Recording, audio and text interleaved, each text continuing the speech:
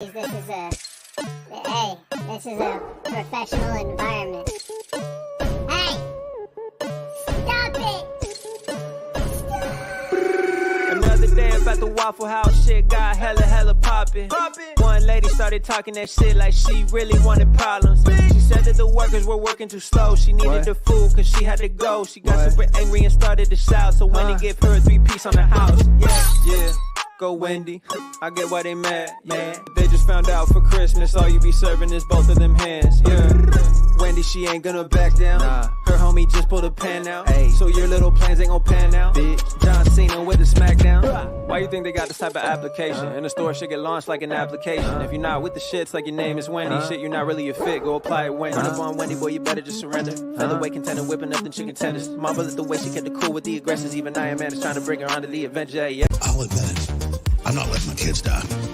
I'm somebody that thought I could fix this, and I'm starting to think about having to eat my neighbor. I'm gonna haul him up by a chain. I will eat your ass. I'll do it. You think I like sizing up my neighbor? Good, gonna chop his ass up. My children aren't going hungry. I will eat your ass. I'll eat your ass. I'm literally looking at my neighbors now and going, I will eat your ass. Eat your ass. Eat your ass. My superpower is being honest, and I will eat your ass. I will eat your ass. Eat your ass. That's why I want the globalists to know. I will eat your ass. I will eat your ass. Eat your ass. I've extrapolated this out, and I will eat your ass. I learned a lot, and I learned that I learned a lot. Anyway, Bo is associated here. Anyway, the point I want to make is I learned so much. I learned so much. I learned black, white, all colors, all backgrounds. But I mean, come on, man.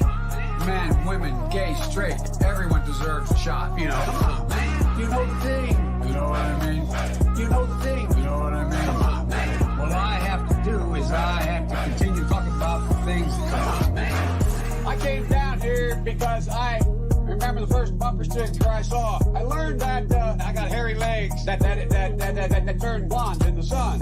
And the kids used to come up and reach in the pool and rub my leg down so it was straight and then watch the hair come back up again. So I learned about kids jumping on my lap. I love kids jumping on my lap. Oh, I'm in trouble. What are we, nuts? Dead.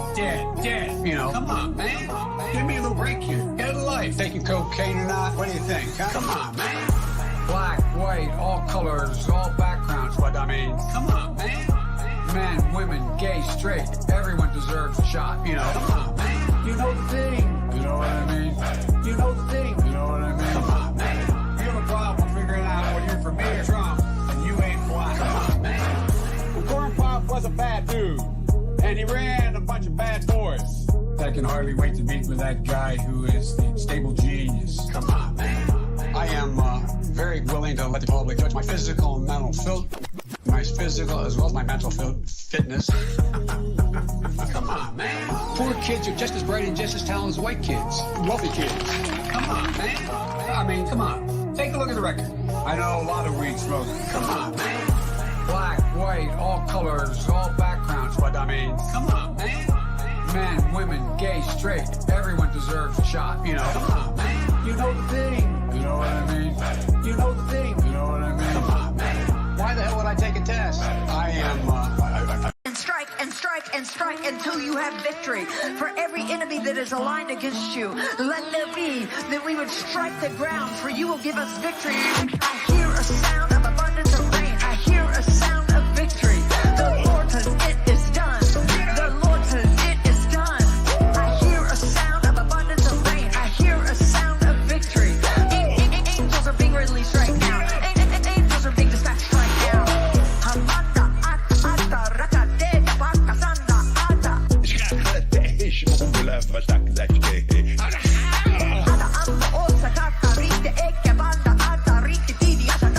They're coming here. They're coming here from Africa, from South America. I hear a sound of abundance of rain. I hear a sound of victory.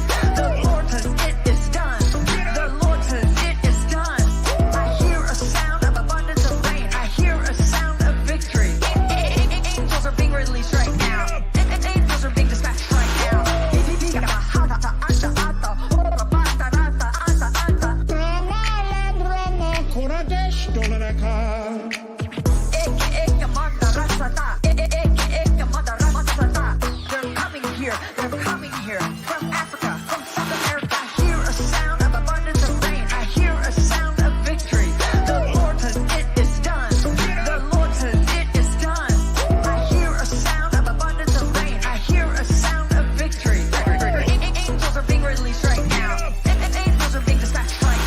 that motherfucking mukbang. We got a beef taco. Santa Fe, right? Wake up. Wake up. It's propaganda. It's propaganda. It's an e-girl in military uniform. It's propaganda. Wake up. Wake up. Wake up. Because it's a rule. You know, the rules of perception. If they're black, then it's a gang. If they're Italian, it's a mob. But if they're Jewish, it's a coincidence, and you should never speak about it. Oh, you know it, lad. You know that Hassan Piker? I'm coming to kill you in Los Angeles at your house. Or in the ring. No, in real life. The sharing of biased and False news has become all too common on social media. More alarming, some media outlets publish things they simply aren't true without checking facts first. Unfortunately, some members of the media use their platforms to push their own personal bias and agenda to control exactly what people think. And this is extremely dangerous to our democracy. This is extremely dangerous to our democracy. Whose Sailor Moon shirt? Why mine, of course. It's a little tight. Oh, of course you watch Progression. You know skill, dumb YouTube commenter, idiot. I'm taking all your spell zones. Every Take them. I don't need them. Go. End of main, dumbass. Oh, you're kidding me. Yeah, nice deck. Spent idiot. all match complaining and had the rock deck in is hand. bullshit. Completely It's bad. saw through It's that a bad bluff, deck, by the but way. it's still Did bullshit. Hillary teach you Skill that one, issue. you liar? Open wide, kids, because I'm going to grape you in the mouth. He's going to what them in the mouth? He's gonna grape him. Well, if it's a level beyond Super Saiyan, then he must be a super duper Saiyan. if he's a Super Duper Saiyan, then I shall find a way to become a Super D-Duper Saiyan. You've done well so far, but up until now, I've only been using a mere 5% of my power. Now let's see how well you fare against my Biden blast. Yeah!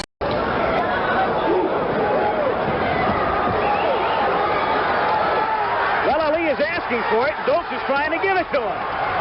Porn. Do you have that big a problem I'm with not porn? making fun of. When's the last time? When's Down. the last time you saw porn? Oh, you busted me. Actually, I made When's the last humiliation porn. That's why I watch you on CNN. No, but Why are you gay? Rate me out of 10. You're like a 3? 300. I like a 3 out of 10. Oh, And your voice is kind of just pissing me off, I'm not gonna lie. pissing you off. Why do you sound like that? You sound like out of an anime, stop. Talk normal. Yeah, you're kind of annoying, I'm gonna be honest. If you're not paying for child porn, if you're just getting it, there is no moral or legal argument against that. We've all jerked it to Lolly. Would be most attracted to? I think it would be somewhere Do you not from want to answer 14. this question? No, I think it'd be somewhere from 14 to 17. Look, fuck you. Fuck the plane you flew in on. Fuck them shoes. Fuck those socks with the bell on it. Fuck your gay ass fairy faggot accent. If you shit talk Tipster's wife, he fights 2 battles that day. One against you and one to get out the chair. Can you toss me a beer? Yeah, I got you, bro. Here's a cold one, bro.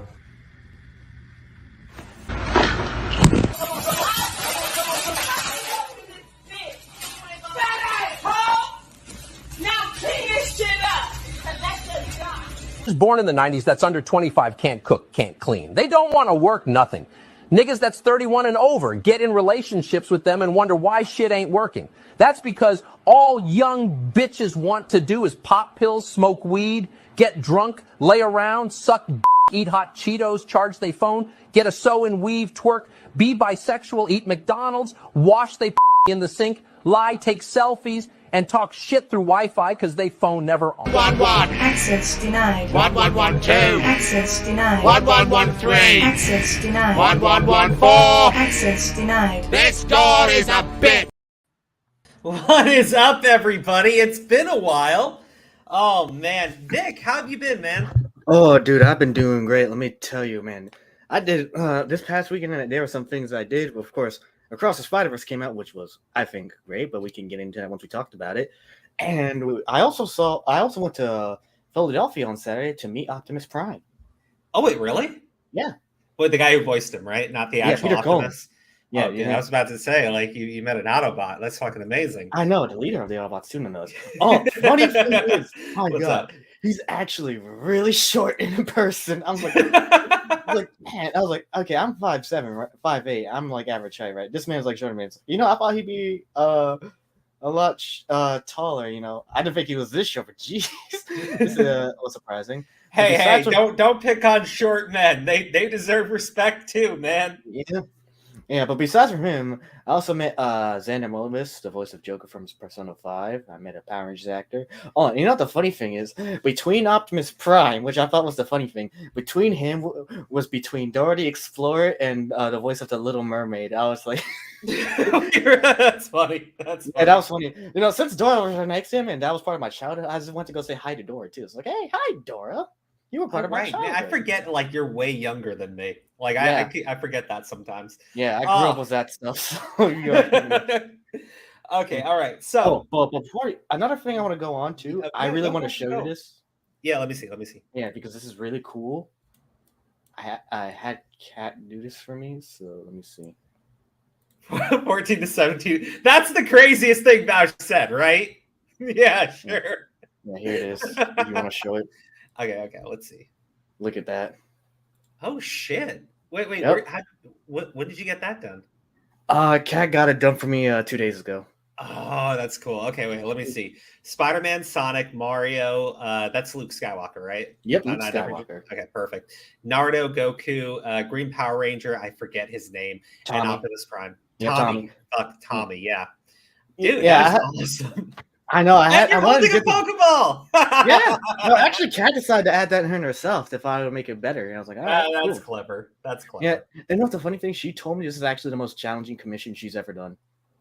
Well, I mean, you have so many different characters in there. Yeah, that's why it's like the biggest one she's ever done. And plus, I like it. I think she nailed that Optimus in the background. Oh yeah, that she looks did. So good. It does. She actually said that was the most challenging one to draw. I mean, it's so good. Like, don't get me wrong, like everything I like on here, but man, that Optimus really sells the entire thing. Yeah, that is really the best one I think. Too. Yeah. Okay, wait. We gotta talk about Spider-Verse. Okay. Oh yeah. I definitely want to talk about the movie for a little bit, but definitely. We'll transition into talking about the transition of Gwen Stacy and all of that stuff. Can we talk about that after we talk about Spider-Verse? Yes, we will. We will. So we got to talk about that. The name of the stream across the Transverse is because there's that. There are parents that are actually brawling in the streets. The Armenian parents are being called white supremacists because they are getting pissed off about the pride stuff being thrown into the classroom. You have Muslim parents. Oh yeah, that actually happened in my county too. Maryland. Okay, yeah. That happened in my county, and they were protesting that shit because there's a big population there, and they're not okay. So the Armenian parents are getting pissed that it's in the classroom outright. Okay. The Muslim parents are pissed because they removed an opt-out, right? They're not saying, "Oh, we don't want this in the school." Period. They're saying that they don't want their kids being taught these lessons when they go to school. So they wanted the ability to just opt out of the classes. Well, they decided, no, we're going to remove that. Your kids have to do it.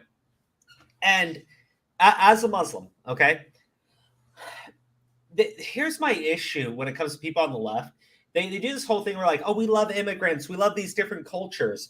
They don't. They fucking don't. Because the minute these cultures represent any type of conservative value, they want to shut it down immediately, right? They try to sneak this shit in to people that barely speak English. And when they do understand what's going on, they try to force it on them. And so, like, to me, I was having this conversation with my wife, right? And I'm going to take this off the screen for a little bit. I love the that's fine. Yeah, I just wanted to show it to you before. No, I like it. I really do. Yeah. It's just I don't want people thinking this is what I'm complaining about. Nah, you're good. You're good. But it's like I had this conversation with my wife. My wife is like, you should be better about the shit that you say, because she saw me putting up the stuff where I was just like, reject pride, embrace Islam, and she's like, well, when you talk about this stuff, she understands where I'm coming from. But your approach makes it sound like it might be. Oh, dude, my approach on Twitter is just like fuck these people, fuck everything. Yeah, that's what it basically sounds like. Yeah, but listen, my actual problem is, and I've said this to her, it's pendulum theory, okay? And I'm not sure if that's exactly what you call it, but it's the idea that the harder you try to push an issue, eventually the pendulum will swing back around. And what's gone on with the trans stuff has been almost on like this hyper rail, in the past 4 years, right? It was not that big of a thing 5 years ago, 6 years ago. It really wasn't. Okay. More recently, it's been hyper fixated on.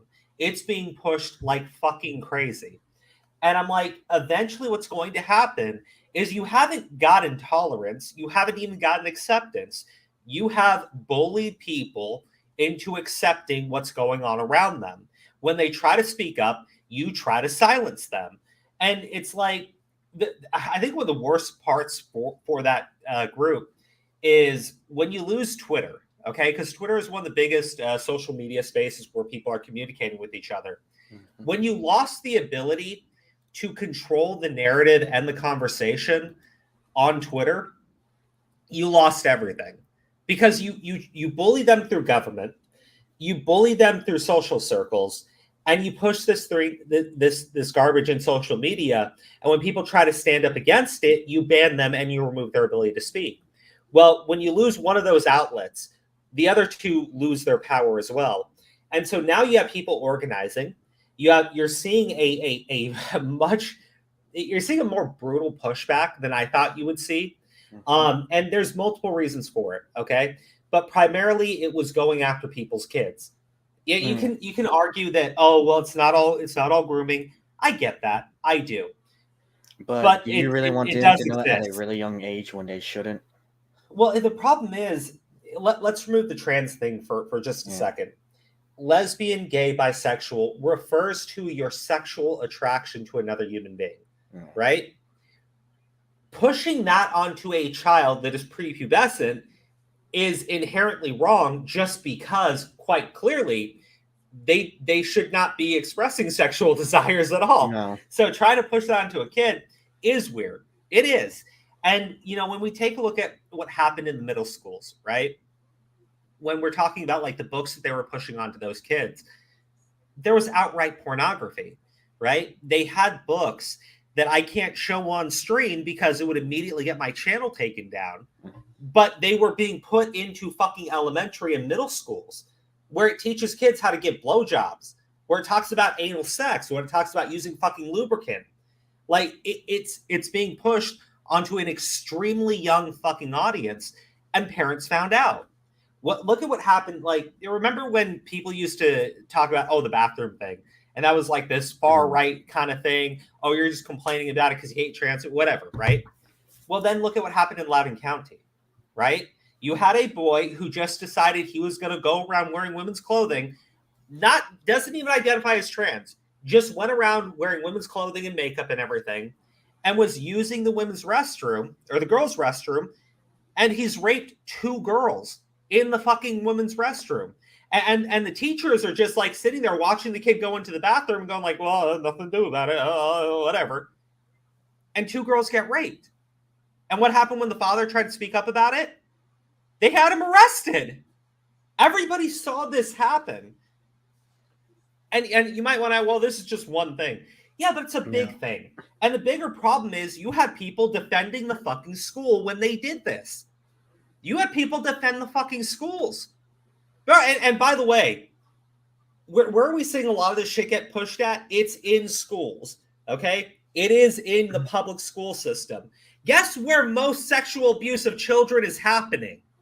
In the fucking public school. Yeah, dude. It's an insanely high fucking number in our public school system. We're talking about hundreds of thousands per year report cases of sexual abuse in the public school system.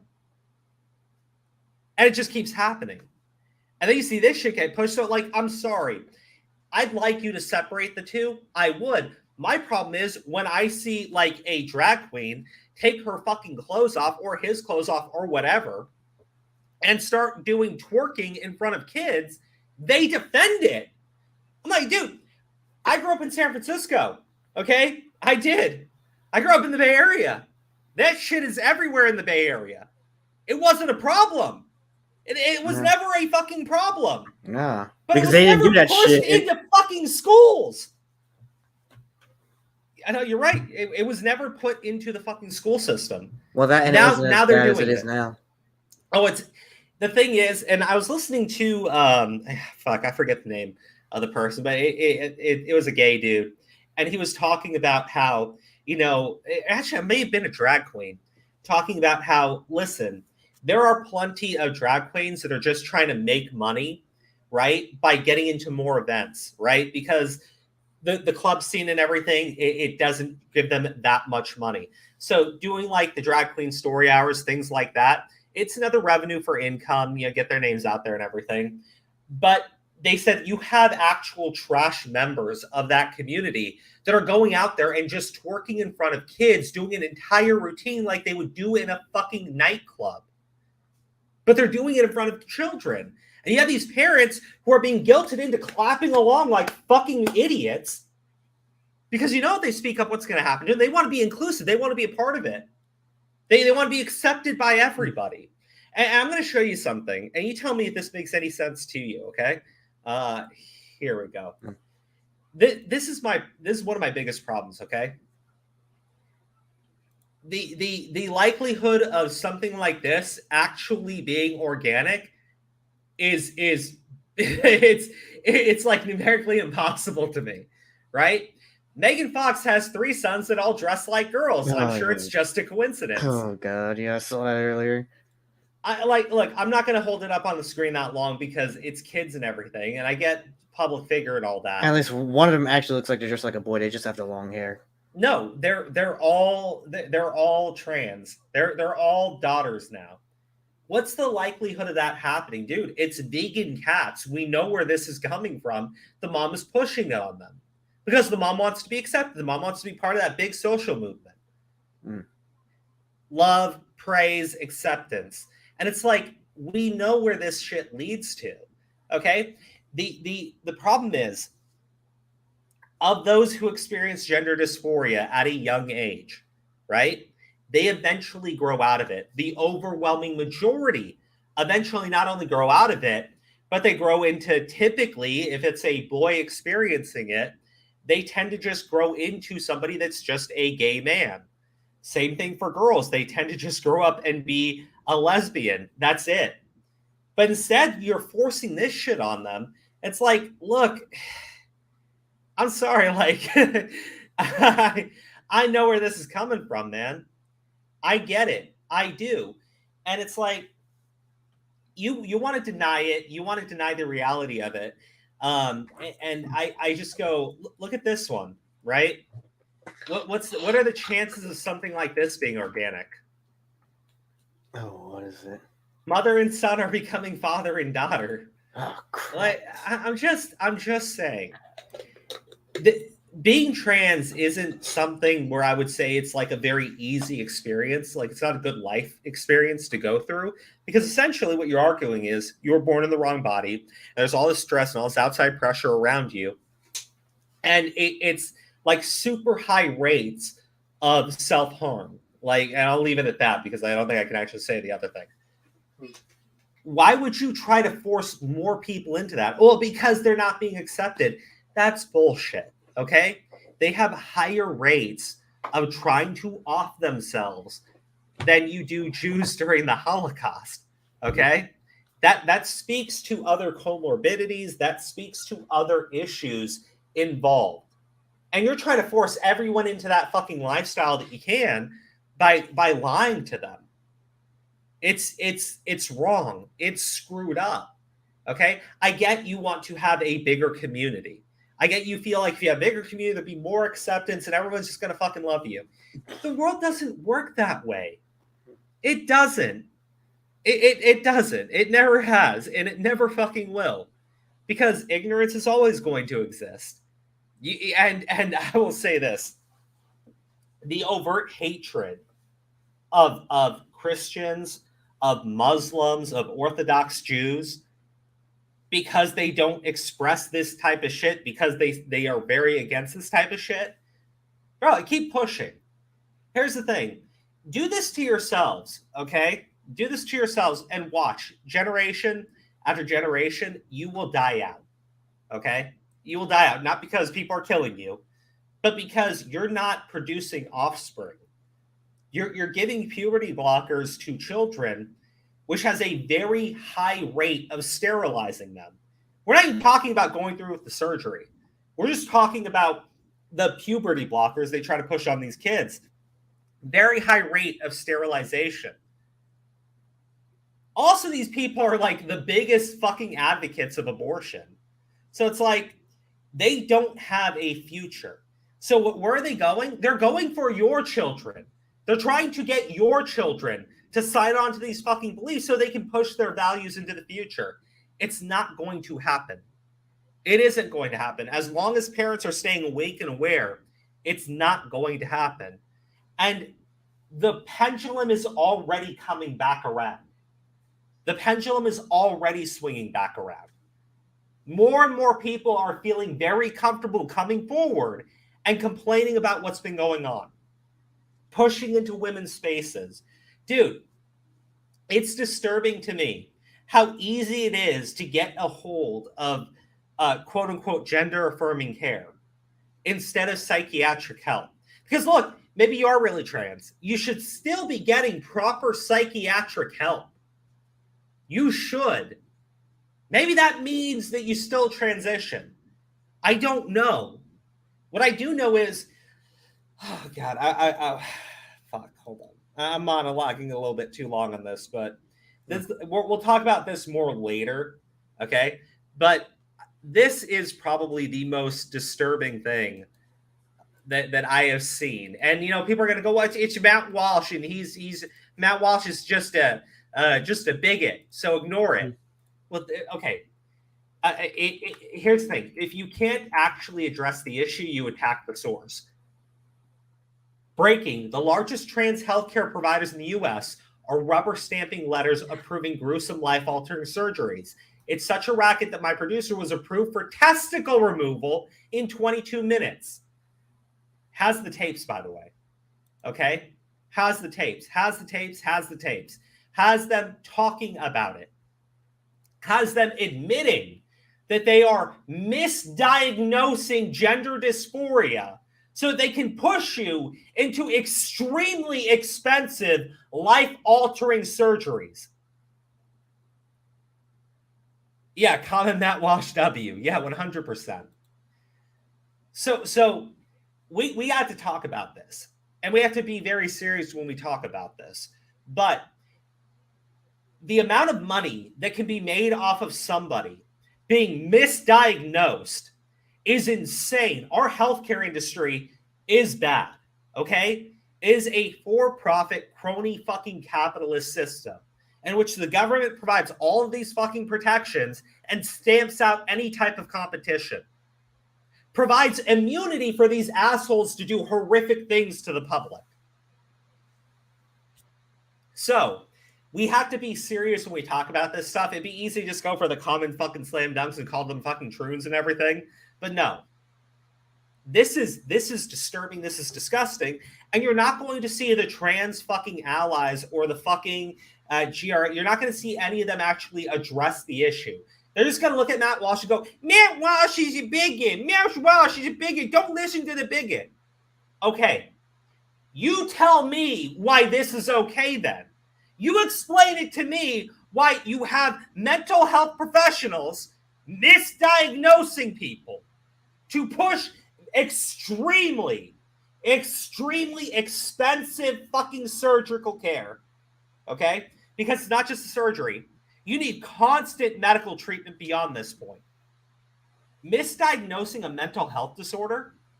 The actual fuck. So we'll talk about it all. We will. But, you know, we're 30 minutes in, and we already know what the first topic is going to be.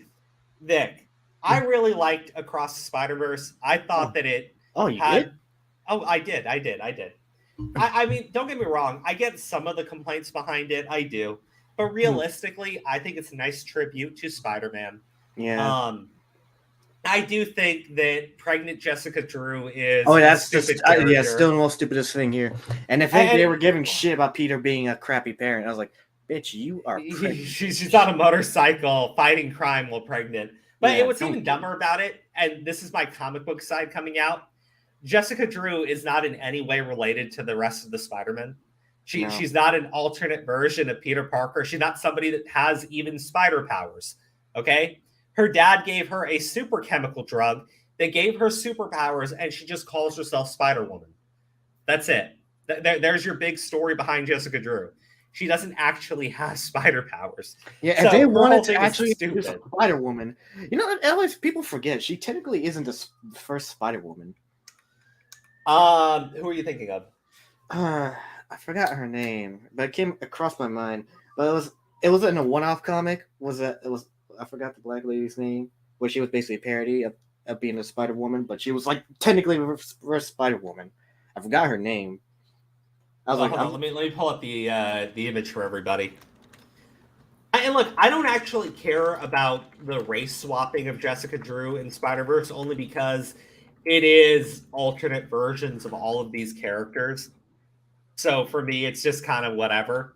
But this is clearly a race swap. But it's the dumbest character to race swap on. Yeah. So they did do this. They did do pregnant Jessica Drew in the comics, which is stupid as shit. But look, they're selling action figures of pregnant Jessica Drew. I love it. Oh, it's great. It's great. It's great. But listen, that's like one of those things in the movie where I'm just kind of like, oh my God, can you not do this? Can you not fucking pander? They also had the paraplegic. No. They also had the spider person whose legs don't work. And I was like, okay, well, they were like featured for like 5 seconds. And it was featuring like probably 100 different spider people at the same time. So I'm kind of going, it's fine. Oh, yeah, it was Valerie. That's her name. Is that her name? Yeah. Oh, okay. That was her name. What are your thoughts on Silk Crow? I think Silk is one of the dumbest additions into the Spider-Man mythos possible. I mean, she basically took over as a chosen one in the end of Spider-Verse story, which was still stupid.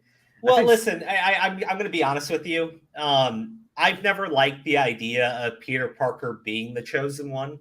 I've always hated that idea because I like the whole web of life thing and the webs across the multiverse and all this other stuff. I really do like that idea. But the idea of Peter Parker specifically being this chosen figure, the other storyline, all that garbage, I never really liked it because I like the idea that Peter Parker is just somebody who happened to get bit and he's just doing his best. He's not supposed to be chosen. I don't really like that so much. I prefer him not to be the chosen one, but I think the whole thing where they made Silk the chosen spider person and everything, Silk is a garbage character. Yeah. And she raped Peter Parker. Not to mention, she was doing some bad things. She raped Peter Parker. She's got this insanely powerful pheromone shit, and she used it against Peter, and they fucked. There you go. She raped Peter.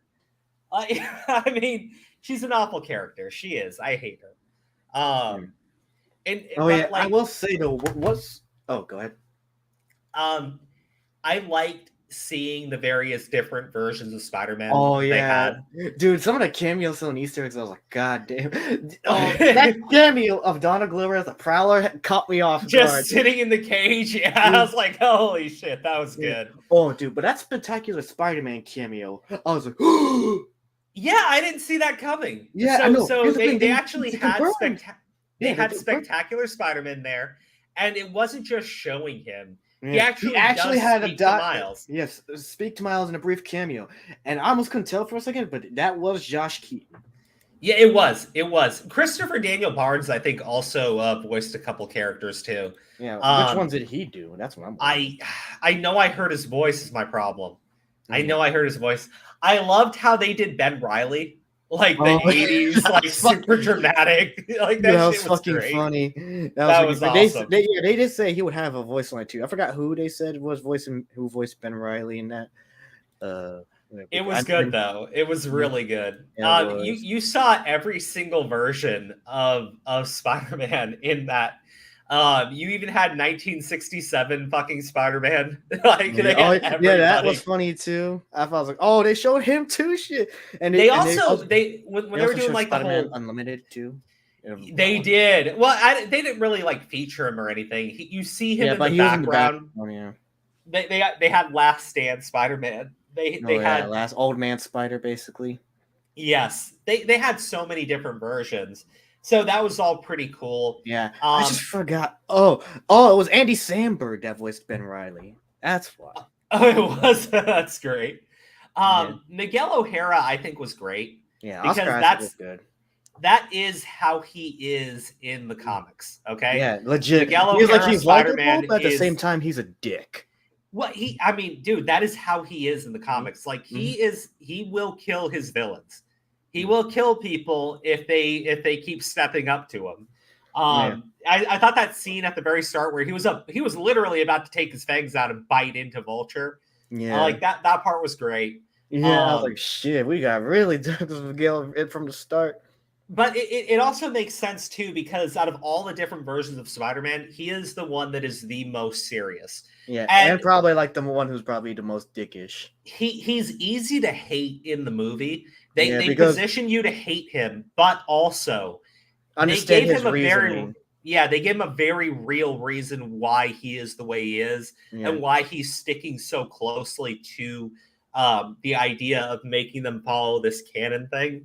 And I think the big message is that the canon is bullshit, and that every Spider-Person can be however they want. Here's the funny thing about it, right? Miles is living proof that it's not always the case with having an anomaly happen. He's legit living proof, like the canon doesn't need to happen. That's the whole thing about that. Because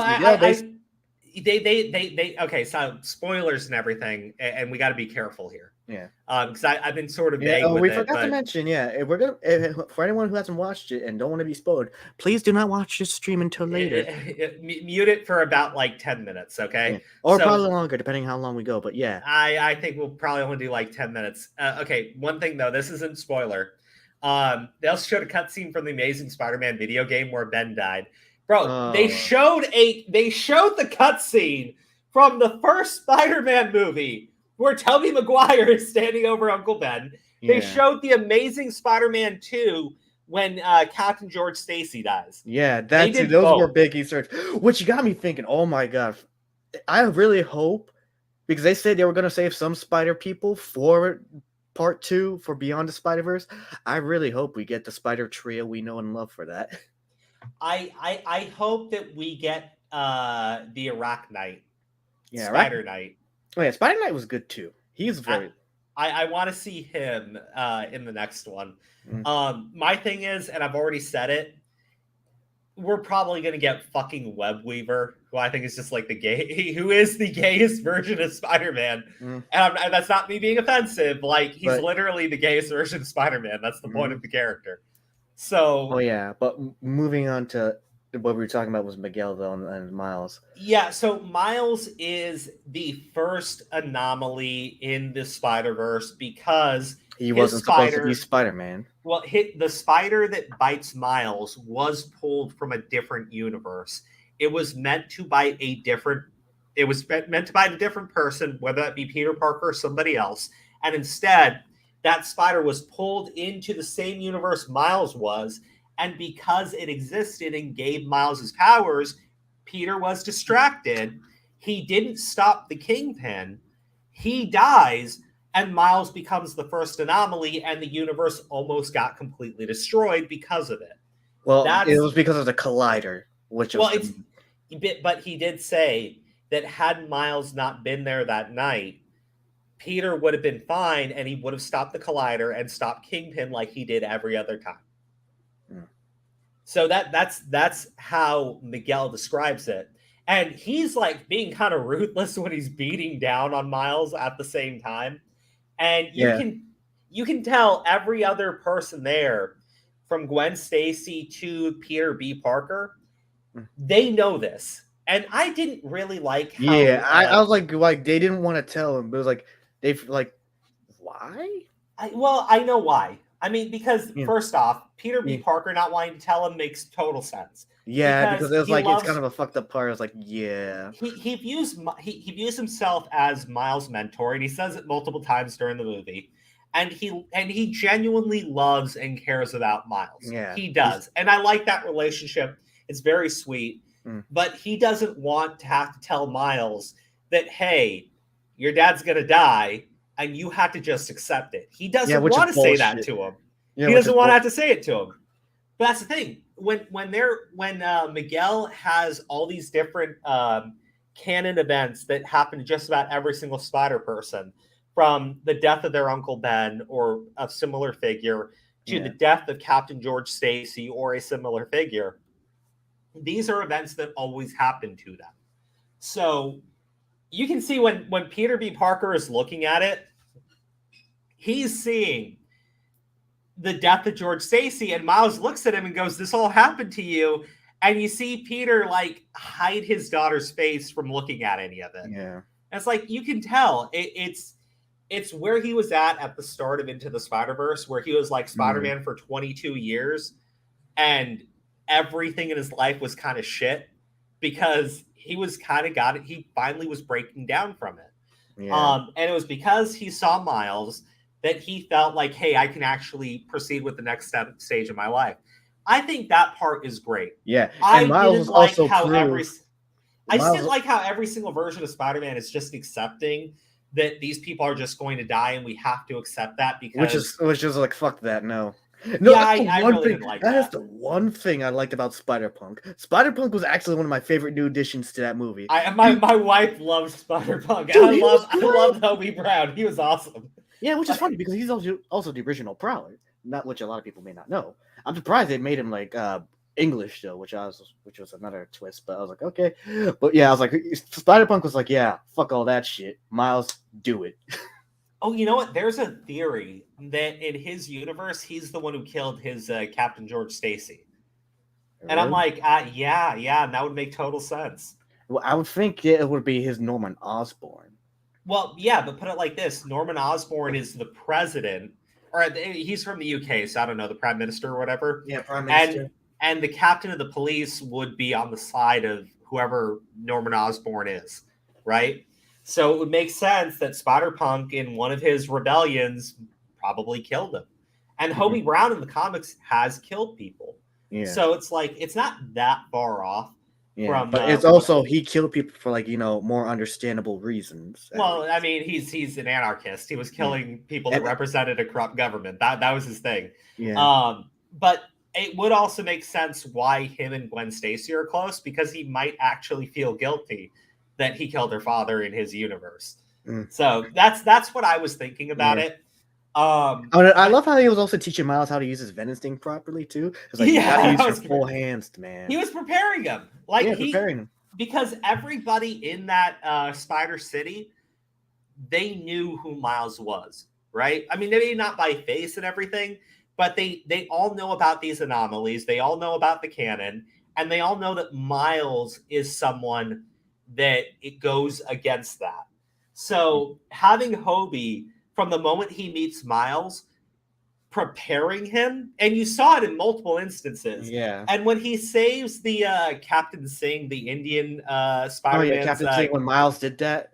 Yeah, even though we were like thinking he broke a canon event and it nearly destroyed the universe. Which so, I like, think is very stupid. I do too, but seeing Hobie Brown like immediately take to Miles for doing that, I was like, okay, that's great. Yeah, that was like, actually great. Screw that. Screw how Destiny's supposed to do it. If we can change it, we should.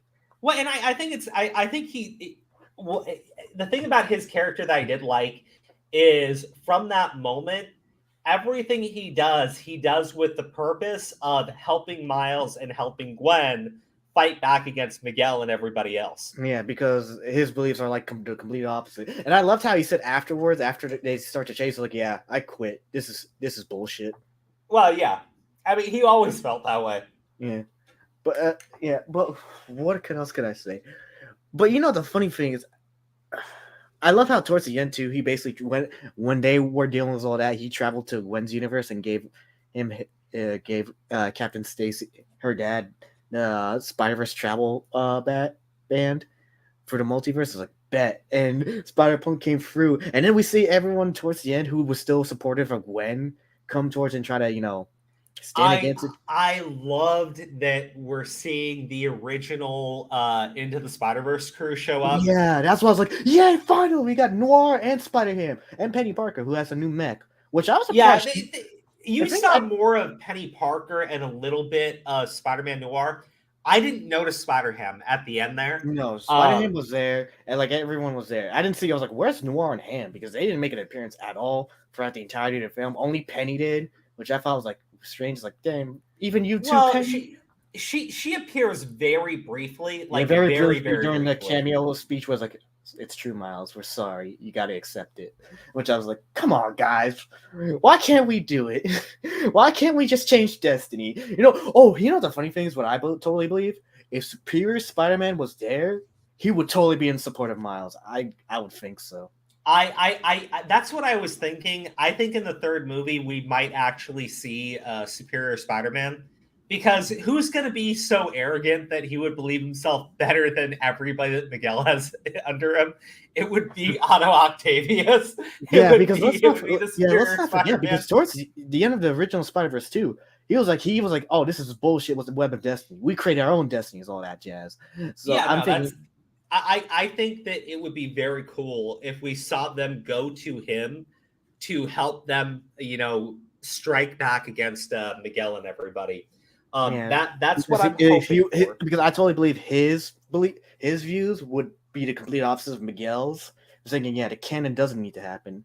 It shouldn't. Miles is living proof of that. Because and here's the thing: we also need to realize, if it weren't for Miles, Peter would have never gotten back together with MJ and have Mayday.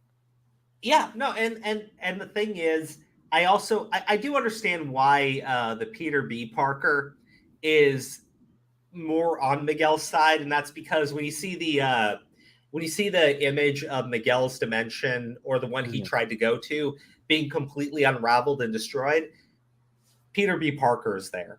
Yeah. He was trying to help too, and it didn't work. So like that stuff, to me, it all makes sense. It all works. I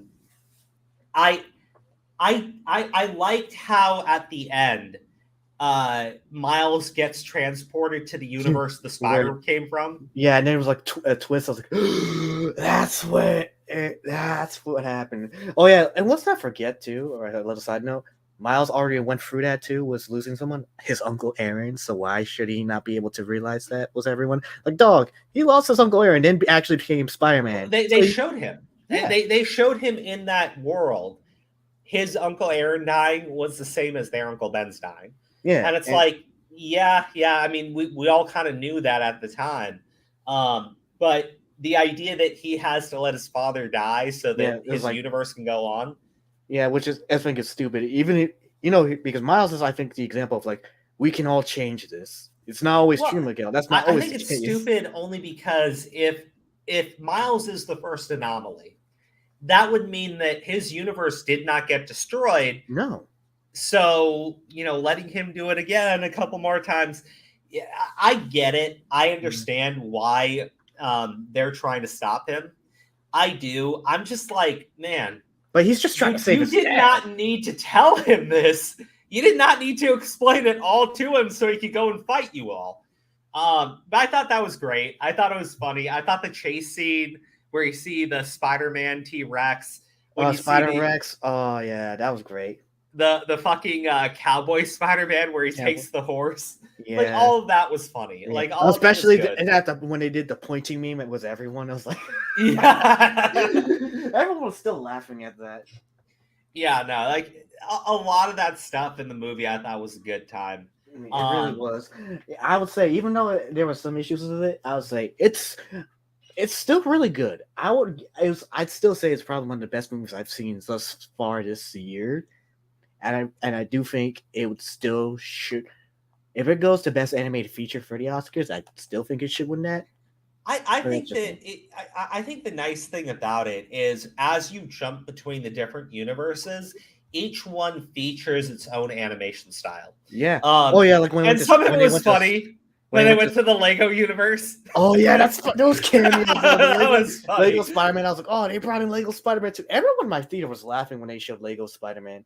Yeah, that was fucking great. They went into the Venom universe. Yeah. That was funny the cameo was Miss Chang. Yeah. That was also pretty funny. So, like they knew what they were doing there. Yeah. And I thought Spot as this villain Oh, he was great in this. He was awesome. Like at the I love how start, they you're like teased him. watching him like just like get his ass handed to him. Yeah, and it's I love how they funny. teased him as like, oh, he's a villain of the week. I was like, fuck you guys! I'm not a villain of the week. I can destroy reality with my powers. Well, I thought before that when he gets like super heated at Miles and he's like gonna go in and try to beat him up, but he trips and kicks himself in the butt. Yeah.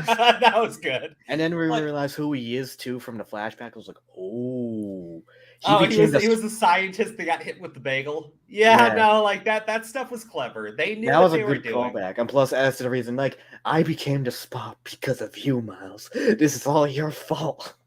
Yeah, like where he's like, and when he's with his dad too, and he's like, "You made me into this," and he's like, and his dad looks at him and goes like, "Why would you make him into that?" Not realizing it was like, man. Funny thing about Spider-Man India too, which he was great too. I thought in his universe. He was. Yeah, and I find it funny. He's voiced by the taxi driver from Deadpool. Oh, really? Yeah, no, you don't recognize the that. voice? I didn't know that. I didn't know that. Yeah, it's Karan Sony. Yeah, he's the guy. He was a taxi driver in the Deadpool movies. That's funny. Yeah. Okay, so my favorite thing, the reason why I think the animation in these movies, it was really good in Into the Spider-Verse. In that movie, you saw the different animation styles for the different Spider-Men. And that made it great. Too. Yeah. This movie, I think, was crazy because you saw way more of it. And Gwen Stacy's universe, and this is where we're going to transition into the transition. Her universe uses the water palette, that water like palette art style, water painting and everything that you saw in the original miniseries, those cover pages. They use that in her universe, and I think that works really well. Yeah. And transition of colorings for mood scenery when she went back to her universe, and it was really well done. It was really well done. Unfortunately, that's led to this is why we can't ever have nice things because of these people. Spider-Verse fans have compelling evidence that Gwen is trans. Okay, but she's fucking not. Here's my problem. Okay, so let me. They pulled it from shit like this, and I saw this, and I'm like, look, this is the Yamato is trans argument. So Yamato is a character from One Piece introduced in an arc with an actual trans person. But because English translators don't understand that Japanese language is varied when it comes to pronouns, they consistently refer to Yamato as a man. But she's actually not, though, right? They go like, well, Kaido calls her his son. And I'm like, yeah, because Kaido thinks women are weak little bitches, and he abuses the fuck out of his daughter. Like, that's not someone that you sit there and go like, well, he said it, so it's true. And you really want to fuck with Kaido's pronouns? No, that man will kill you with just one fingertip. Father, like what? Like that's who we're gonna listen to? The guy who abused the fuck out of his daughter? Yeah, sure. But anyways, like Oda has come out over and over and over and over and over and over again and made it clear that Yamato is not trans. No. He has another trans character in that arc called Okiku. And Okiku is a man that transitioned to be a woman, presents entirely as a woman. And on the Vivre cards, which Oda works on, it specifically calls her like they refer to sex or gender. I forget how it is in the Vivre cards. It's been a while since I've looked at them. But it says male with a female heart, which in Japan is a way of referring to someone that is trans, right? That's how they do it in Japan. That's one of the references. So for Okiko's Vivre card, it specifically says man with a female heart, meaning that they are trans. For fucking Yamato, it's just woman. And they specifically, in other efforts, they call her Kaido's daughter. They featured her with all the other women on the color spreads. And it's like, dude, he's made it very fucking clear at this point. Yamato is not a guy. Yamato, here's the fucked up thing. So I was under the impression that being trans meant that you legitimately have gender dysphoria. And deep down, you really do feel like you were born in the wrong body and that you want to be the opposing gender.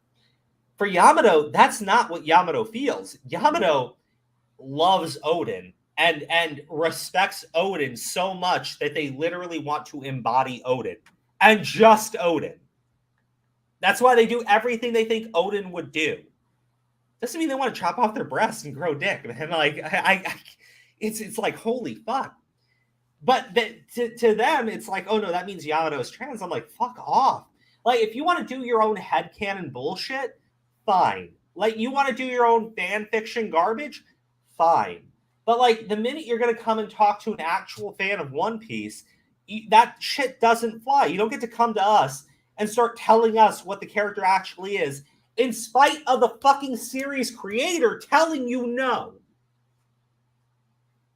Then we go into this Gwen is trans garbage, and it's like, it's based on 3 pieces of evidence, okay? And I'm going to debunk all of them, and I'm going to have some fun with the final one. The first is, in her universe, she's got the trans flag in her room. And their argument is no trans person, no non-trans person would have that. I'm like, well, one, it's not the trans flag. It's a flag that is the trans flag, but it says protect trans kids on it. Yeah, and it doesn't mean that she's trans. I mean, that's something that I was told allies of the trans community have to show that they support the trans community, and they put those up in support of the trans community because they're talking about protecting those kids.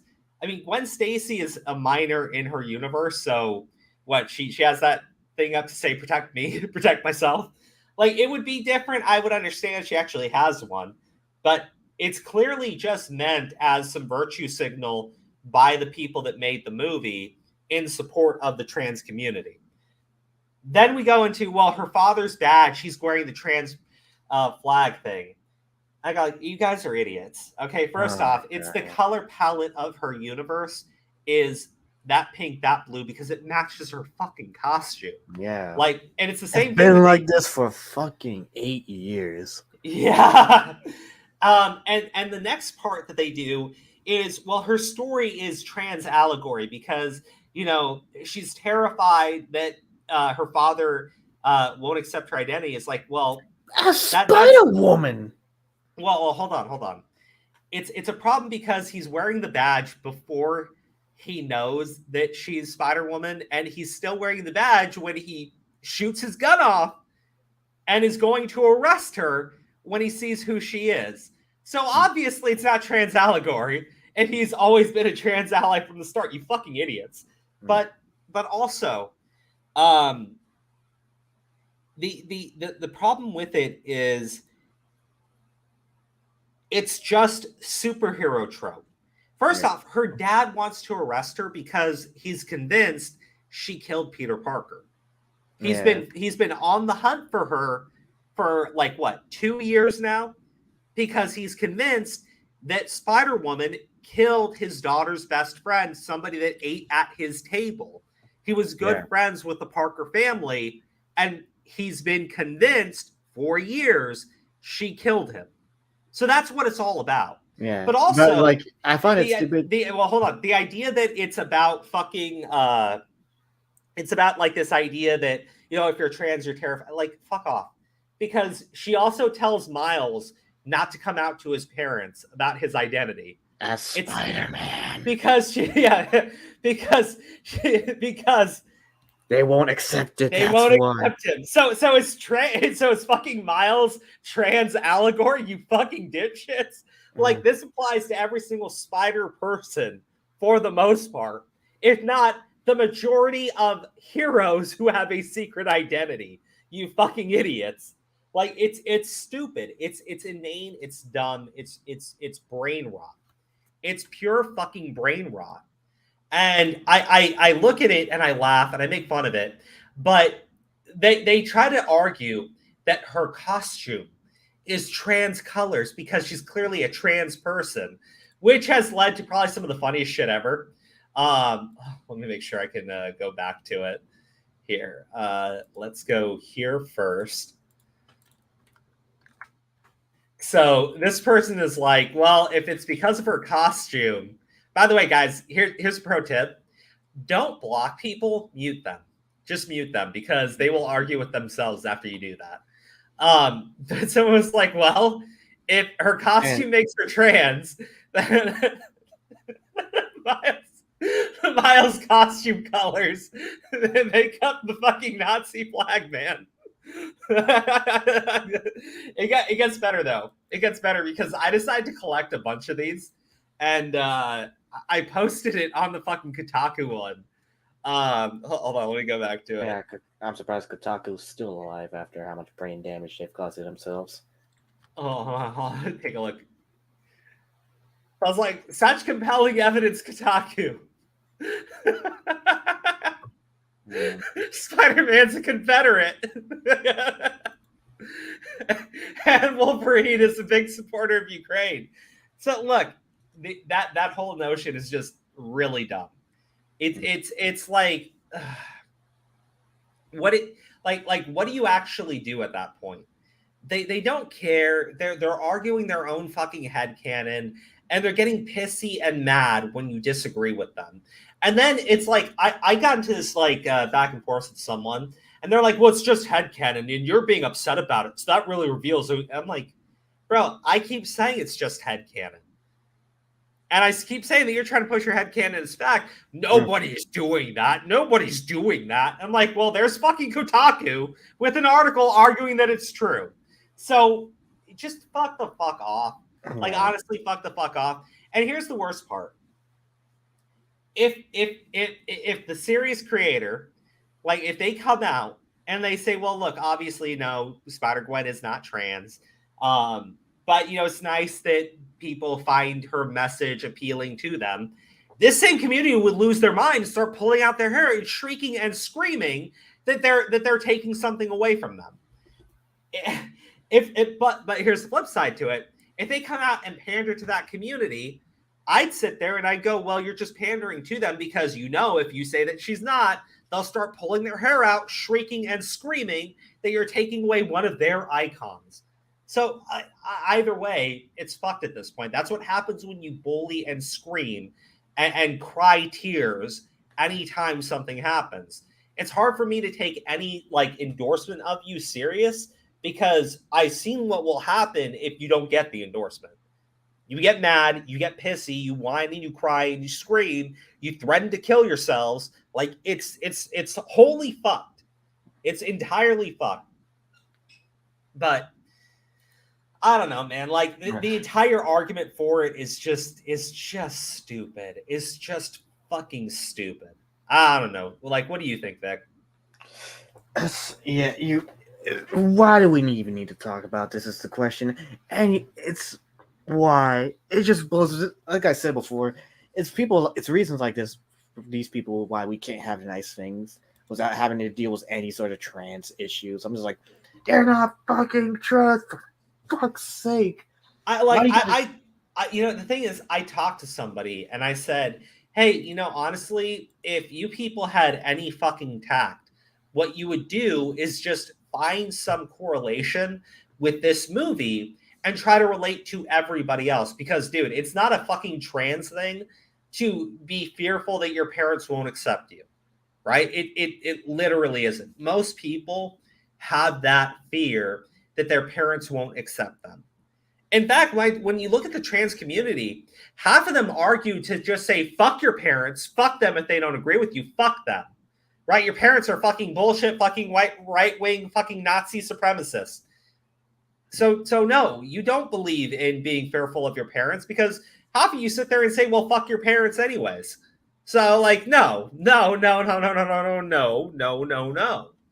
But in terms of like that idea of being fearful that your parents and your loved ones won't accept a part of you, man, that's something that anyone could relate to. It's something anyone would be able to relate to.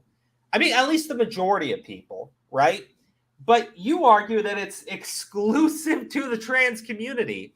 And it's like, man, I'm sorry, but man, you ruin it. Like, you ruin it. You ruin your ability to actually correlate and relate and show like sympathy with other human beings, because instead you try to demand that this is just a you thing and it's clearly about you. Like, man, I Can I get the baby now? like if you're trying to be accepted by others, okay, if you want to be accepted by others, like actually be accepted, actually be a part of something bigger than yourself, you try to find ways that you can relate to other people. Instead, like, they looked at this issue with Gwen and they said, well, it's clearly means she's trans now. Oh, how dare you say she's not? Why are you trying to take this away from us? I'm like, okay, well, good fucking job. Like, this is why it's so hard for people outside of the LGBTQ community to relate to that community. Because anything that you could say, well, hey, you should understand what this is like, you immediately say that you can't. It's just a you thing. And you're special. Like, bro, I said this over and over. Beyond just the pendulum theory. Mm-hmm. This is a very small community of people that are not being oppressed, okay? When your flag flies above every single fucking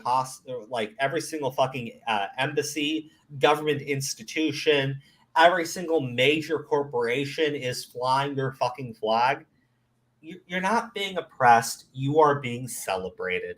And you are not, and what's worse is you are a minority that is being celebrated over everyone else.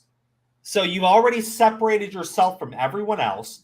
You have a whole month to yourselves. And you demand not tolerance, you demand support and love. Well, how do you think that shit ends? Like, I'm sorry, man, open up a fucking history book. You know what happens to the ultra minority when they demand love and worship from the masses? Bro, it doesn't end well. Because eventually, people figure it out. Eventually, people realize, hey, you're nothing like us.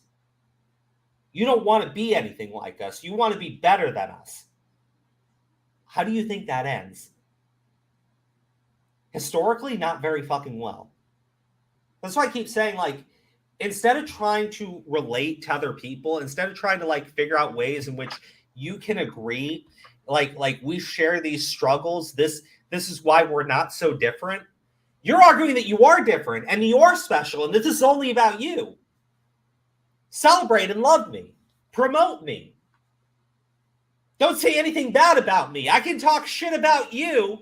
I can talk shit about the things you believe in, but don't you fucking dare say anything bad about what I believe. Bro, like, yeah, different standards. Like, keep doing that shit, and it's going to end badly for everyone. But they don't understand that. See, I can make that statement, and I guarantee you, someone from that community would hear that and go, like, oh, he's threatening us. Okay, dipshit, like, you fucking, like, sink your own ship, man. I don't want to fucking help you. I'm part of a minority community. Nobody fucking holds us above their fucking shoulders. Fuck no. Hell, look what's going on now in this country with the fucking Muslims in Maryland and everything. Yeah, you're demanding that they shut, huh? In my county, nonetheless. Yeah, like, you're demanding that they accept your fucking ideology over their religious beliefs. You're demanding that they shut the fuck up and their children be taught what you want to teach them. And fuck them. Actually, hold on, let me see if I have the thing where this fucking awful, god-awful fucking human being is calling them fucking white supremacists. Here.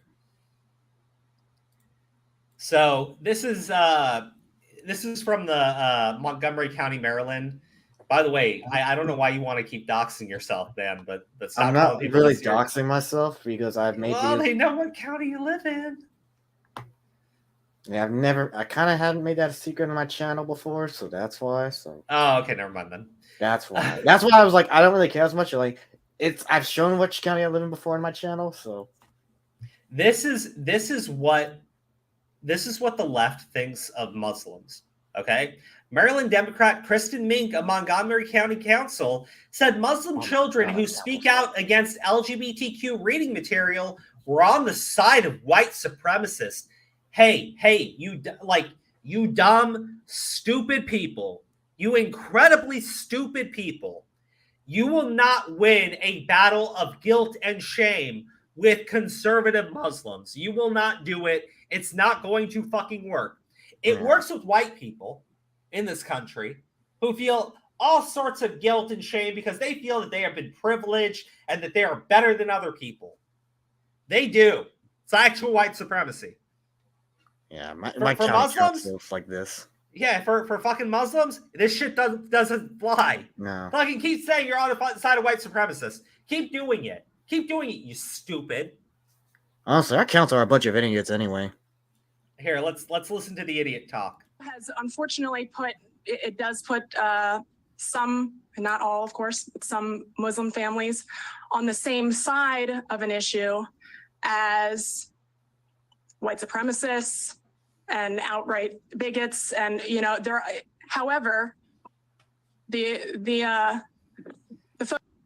you want to say it, just say it. You know, trash our fucking community, you fucking, ugh. No, this is why literally no one likes the leadership in our county for this reason. They're all a bunch of fucking idiots. The council and the executive. This is what they say.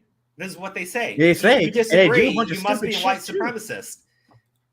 She knows she can't like actually call all the Muslims white supremacists. So instead, she's just implying, well, you're on the side of them now. Okay, whore. Oh, okay. Oh, okay, fucking whore. Because if I have to side with you or side with my actual fucking beliefs, guess which side I'm gonna pick? Idiot. Idiot, idiot, idiot. Guess which side the fucking Muslims are gonna pick?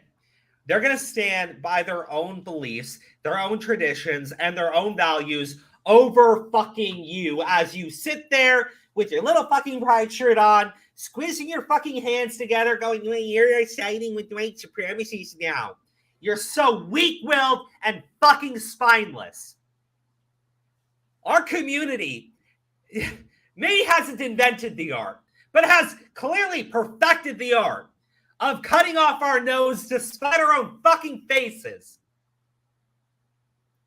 Our community back home believes in monarchy. You know why? Because we don't think it's possible for us to govern ourselves.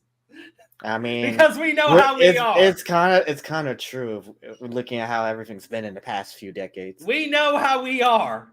So just fuck off, you weak-willed, spineless little fucking creep. You're siding with the white supremacists now. Fuck off. Fuck all the way off. Hey, man, Hitler drank water too. Fuck you, bitch. What am I supposed to say to that? That's your big argument? Denounce your fucking religious beliefs. Denounce Allah and his teachings. Let us teach your fucking 10-year-old son how great it is to wear a dress. Yeah, man, you go for it. You fucking go for it. See how fucking well this works. It's not happening. It's not gonna fucking fly. Even by your bitch ass standards, that shit was horrible. Folks who I've talked to here today, I would not put in the same category as those folks, although, you know, it's, again, complicated because they're falling on the same side of this particular issue. This issue has unfortunately it does put some, not all, of course, but some Muslim families on the same side of an issue as white supremacists and outright bigots. And, you know, however. You know, I can't stand these people. Middle school student says that kids are being bullied for speaking out. In the last Board of Education meeting, someone said there are many people in the LGBT community who are being bullied. They may have been the case some time ago, but these days it's quite the opposite. So this is a little Muslim boy. And by the way, I can say this right now. Yeah, the Muslims get bullied. Yeah, facts. I've seen it happen too. Yeah. Yeah, because here's the thing. You demand celebration and you are fully okay bullying and berating and beating people who disagree. You are the bullies. You are the bad guys. You deserve every bit of fucking nastiness that is coming your way. It has been insurmountable, the pressure you have tried to apply to other human beings. Oh, man. I'm a middle school student of MCPS. I'm here to talk about the opt-out option for reading material. I'm not here to take away the right of anyone being recognized in the community. I'm here to talk about my rights. My religion teaches to respect all religions and all human beings and their rights. So does my country law. And I want my right back to have an opt-out option. In the last Board of Education meeting, someone said that many people of the LGBTQ community are being bullied. That may have been the case some time ago, but these days it's quite the opposite. There are over 40 kids that I know who don't want to learn this and really want to be here talking today, but can't because they are being bullied. They are the ones being bullied when they say we don't want to learn this. Although the introduction of texts and discussions related to... So, we'll play this kid too, but that's my point. You're the bullies. You keep bullying people into supporting you. You keep bullying people into accepting you and praising you. Well, guess what? That's not going to last forever. You pissed off too many people. Oh yeah, no, especially in my area. You pissed off far too many people. You've tried guilt. You've tried shame. You've been bullying. You've been overtly intolerant. While at the same time talking about how tolerant you are. It makes people angry. And you're not doing anything to address any of it. You're creating actual fucking, like, real fucking homophobes. You're creating actual fucking transphobes. You're creating some real hardcore bigotry. And that's the thing they fail to realize, right? You're going to cause hate for more of this community. That's going to lead to more homophobic transphobia. Well, and see, here's the thing. It's a self-fulfilling prophecy. Because they keep doing it. And then when you get actual bigotry, because I guarantee you, that the hardcore conservative parents who are just, like, trying to be peaceful right now, you took away an opt-out option. You took away their ability to just say, hey, we don't want the fucking pride. We don't want the pride books. We don't want the LGBTQ books. We don't want those being pushed on our kids in school. We just want the ability to opt out. And you took that away from them. Okay. And when they come to these meetings and they express, hey, we're being bullied. Hey, they're bullying our kids. Hey, you're forcing this on us, and they're bullying our children for it. And then they come to these meetings, and you refuse to listen to them, and you turn around and say, well, actually, you're just siding with the white supremacists. Okay, so all I hear is we're not going to come to any type of agreement. We're not going to see eye to eye on this issue. What happens when the talks break down? Do you think they're just going to go home and say, well, we tried our hardest. Sorry, Allah. No, fuck no. Give it some time.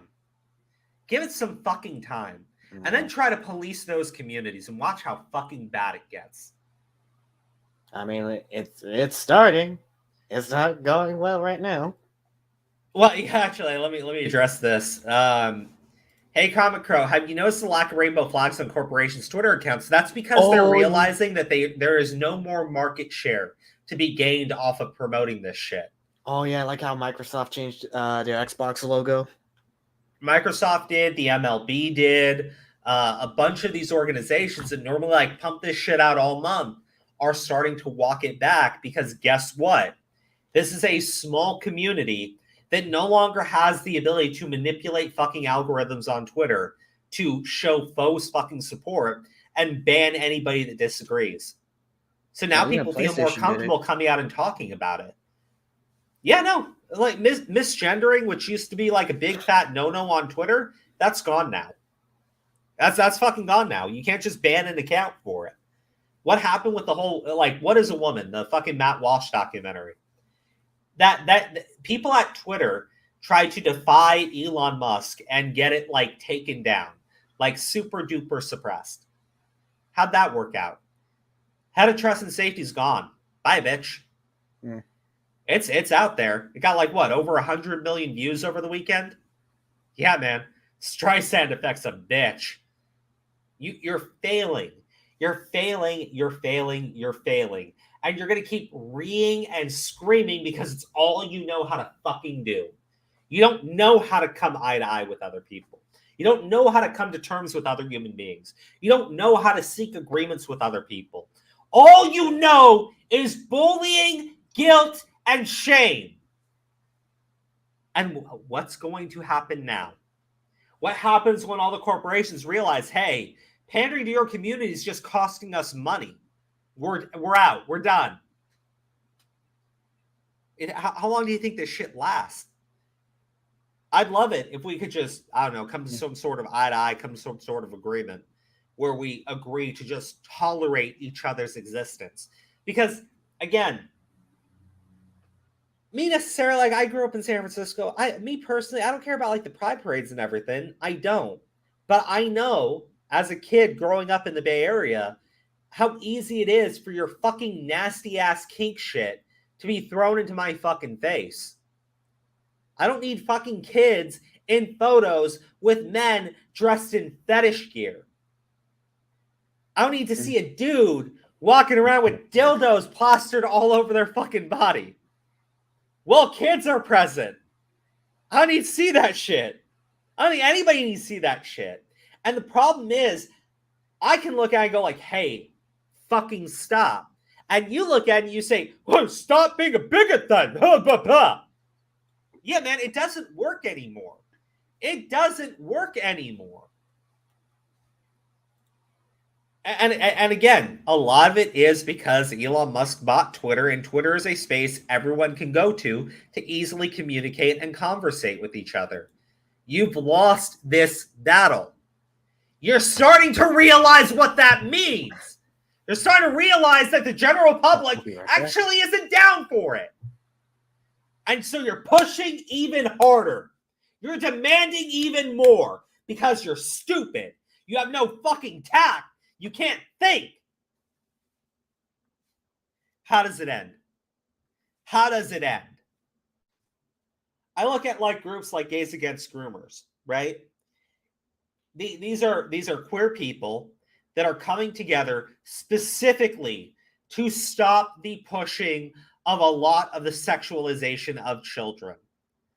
Because they understand, because they get it, because this doesn't represent them. Because these are normal people. And what do? You call them fucking homophobic too. Nothing you say has any fucking consistency. How do you think it ends? Where do you think it goes? You went after people's kids. You went after religious groups. And yeah, hey, I might joke all day long about how weak-willed and pathetic the Christian community in the United States is and in the UK are. Try doing it to the fucking Muslims. Watch what happens. After everything that this nation has done,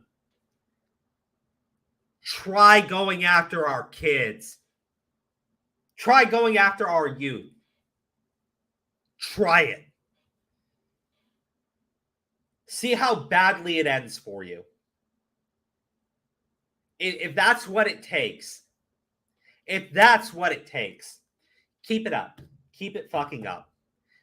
You bring in immigrants to this country and then you try to pervert their values.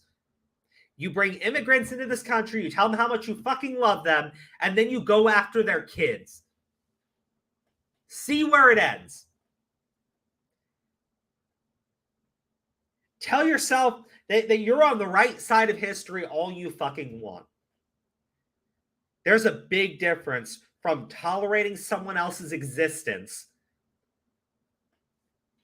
and demanding praise and worship and love and respect. Very different things. I don't like certain people. I don't like individuals. I'm okay to say that. Not on like racial lines, but like people that I've met. I don't like them. Like Tipster. I fucking hate that guy. He's a fat sack of shit. But hey, guess what? Tipster has a right to exist. I know, sad. But he does. So I'll tolerate the existence of a man like Tipster as long as he's not breaking the fucking law. I'm not going to fucking praise the motherfucker. I'm not going to celebrate the guy. I'll even laugh when he suffers. It makes me feel better about myself. Because I know I haven't made the same mistakes that fat sack of shit does. But I'll tolerate his existence. And he's free to talk all the shit he wants to about me too. He just has to tolerate my existence. And that's it. Hey, maybe we don't even talk about each other. We'll just tolerate each other. That's good enough for me. It is. It's good enough for me. But it's not good enough for certain people. You demand more. You won't give more. You'll demand more. So where do you think it ends? When you go after people's kids, when you tell them that their beliefs, their long-held traditions are garbage, are trash, are fake, how you know better than they do. Where does it end? You're the bullies. You're the ones who exist in positions of privilege and power over other beings, while claiming to be the oppressed as you step on others. Where does it end? I know I have no intention of engaging in any type of civil conflict whatsoever. I don't want to. I think it's stupid. I think it's pointless. I think it ends in very bad ways. I'm not capable of it. But as someone who loves history, as someone who has paid attention to how these things tend to go, you know, history doesn't repeat itself, but it likes to rhyme. I'm smart enough to know where this all ends. It's not good. And everyone will be filled with regret. And you will tell yourselves throughout every single step of the way that you were on the right side. Sure. To transgenderism and LGBTQ plus lifestyle may support MCPS's mission to be all-inclusive regardless of race, gender, and identity.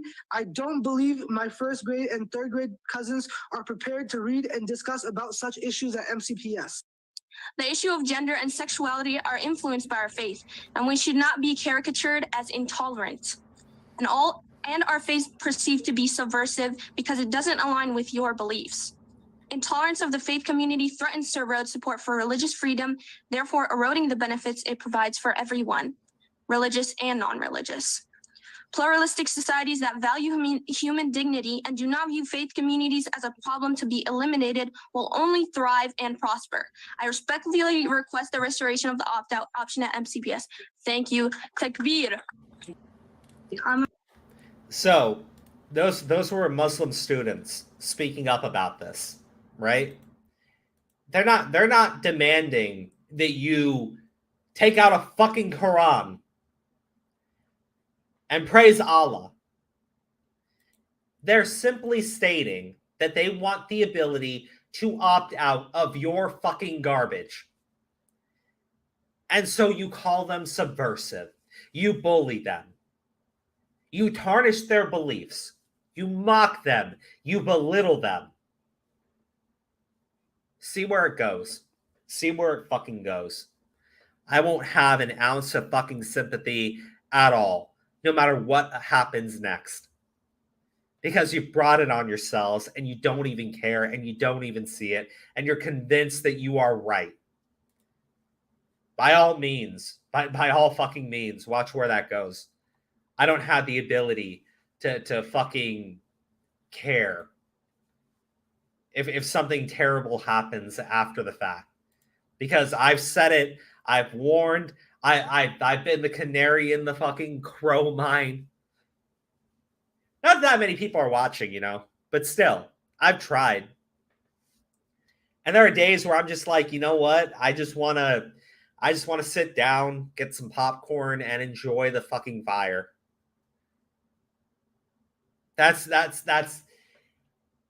It's there's too much, and it's gone on for too long, and too many people have very serious wounds over it. As a gay man, as long as they are not hurting or imposing their views on others, I support those Muslim students 1,000,000%. As you should. As you should. But I will say this. These are public school systems, okay? You have a right to religious freedom in this country. And yes, the Muslim faith does not tolerate this. I do think that this is becoming really worrisome too, honestly, for public schools. Yeah. Like when I say does not tolerate this, I mean it's not permitted in our faith or our culture. Doesn't mean we can't tolerate the existence of it. We have to. Because other human beings exist that we disagree with. There are non-Muslims that exist that we disagree with. It doesn't mean that we sit there and we're gonna like go jihadi people or whatever the fuck you think is gonna happen. Yeah.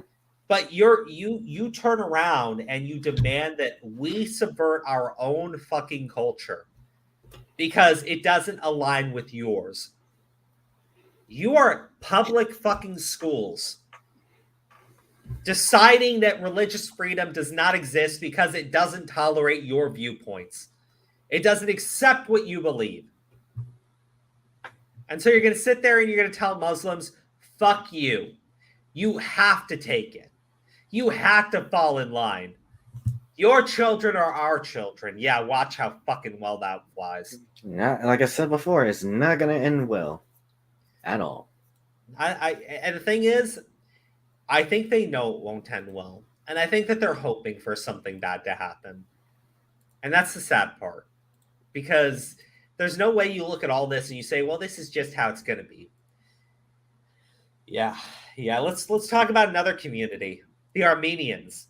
So this is happening in California. I don't know. Oh boy, California. Yeah. But Armenian parents are getting very upset, and I don't know if they have the image itself. I don't see it. But I guess in one of the schools, a teacher decided to have a pride cross. Okay. It was a bunch of LGBTQ images lined up in the shape of a cross and had a puppy play sticker as the head of the cross. And so the parents saw this and they were like, what the fuck? they got outraged. And so, yeah, they've been for like 2 or 3 days now getting into physical fights with Antifa members. Because Antifa is showing up to defend the government deciding to indoctrinate people's children because the indoctrination is what they really believe. I mean, I get it. I do. But again, watch what happens. Now, there's been multiple videos of this stuff happening. But like, there's one thing. I don't know if they have the, I'm going through Andy No's Twitter feed so I can see if I can find, oh God, there's a bunch of this stuff. Okay, well, I'll pull up what I can. There's this one lady who did a who spoke at a school board meeting, and she's like going off on the Armenians like hard fucking core, and I'm like, God damn you, bitch! Like, fuck off. The Armenians are people who have been genocided in the past. Yeah, so why are you saying shit like that to them? You go after the Muslim community who has been the victim of Western culture, who has been the victims of the United States, quote unquote empire. You go after the Armenians who have been victims of genocide. You go after their children and you don't think that they have every right to be freaked the fuck out and push back on you? Stupid. Stupid people doing stupid things, winning stupid prizes. And like, how does it end? Like, honestly, how does it end? Stop going for people's kids.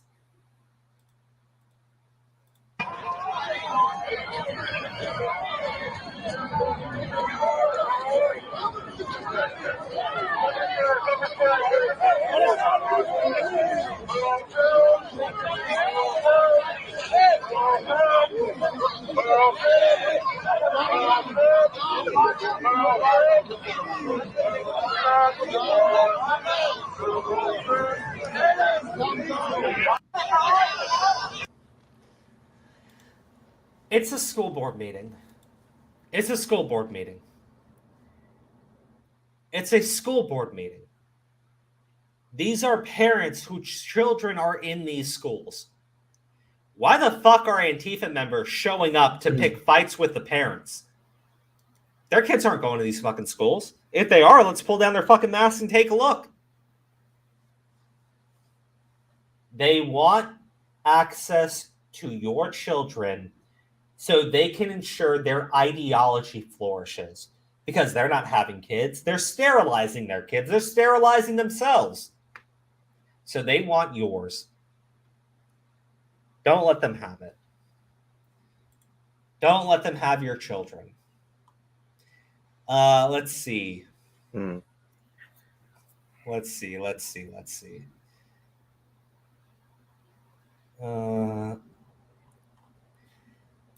I don't know if I really want to keep up on the parents and everything. I've got more stuff on the whole Armenian parents and everything. It's kind of nuts. More fights, more videos of people getting violent with each other. I'm not like, yeah, I want to be careful because that sort of thing on YouTube, if you show too much, it gets really bad. That was okay. Like they were kind of like tapping each other and shit like that. Not the worst thing in the world. Let's talk about something else though. And obviously, like some people are getting kind of pissed off that people are bringing this shit up, but a church got burned down. For what reason? Well, I don't know, God being angry. A church in Massachusetts gets the Sodom and Gomorrah treatment hours after Pride Month celebration. I've been, yeah, man. Do you remember when there was a George Floyd memorial, and during the middle of the day in Ohio on a sunny day, a bunch of storm clouds formed and lightning struck the George Floyd memorial before the sun came right back out. Like the most random shit. And people are like, God is speaking. God is angry. And I was like, look, okay, maybe that was just a one-off. But then you have this shit, and it's like, no, maybe God is pissed. Maybe Allah is actually mad. I don't know. But like, yeah, I believe in coincidences to an extent. But man, this is the second time lightning has struck a very particular object. And yeah, just burn this fucking church to the ground after they started celebrating Pride.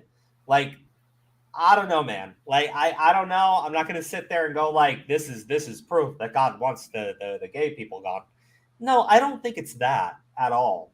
It's just, you can't deny that there's something perverse that's been going on for a while now. And the Pride stuff has gone from, celebrating people's existence to like literally trying to indoctrinate and take over people's kids. Like it's kind of fucked.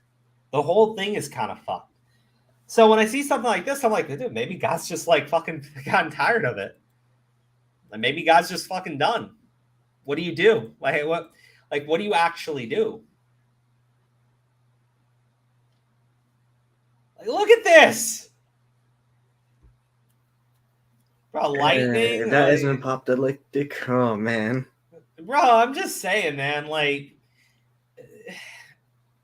there's a movie that came out recently, and the movie was it's this whole thing about like deep demonic possession and everything. I forget the fucking name of it, like Nefarious maybe or something of that nature.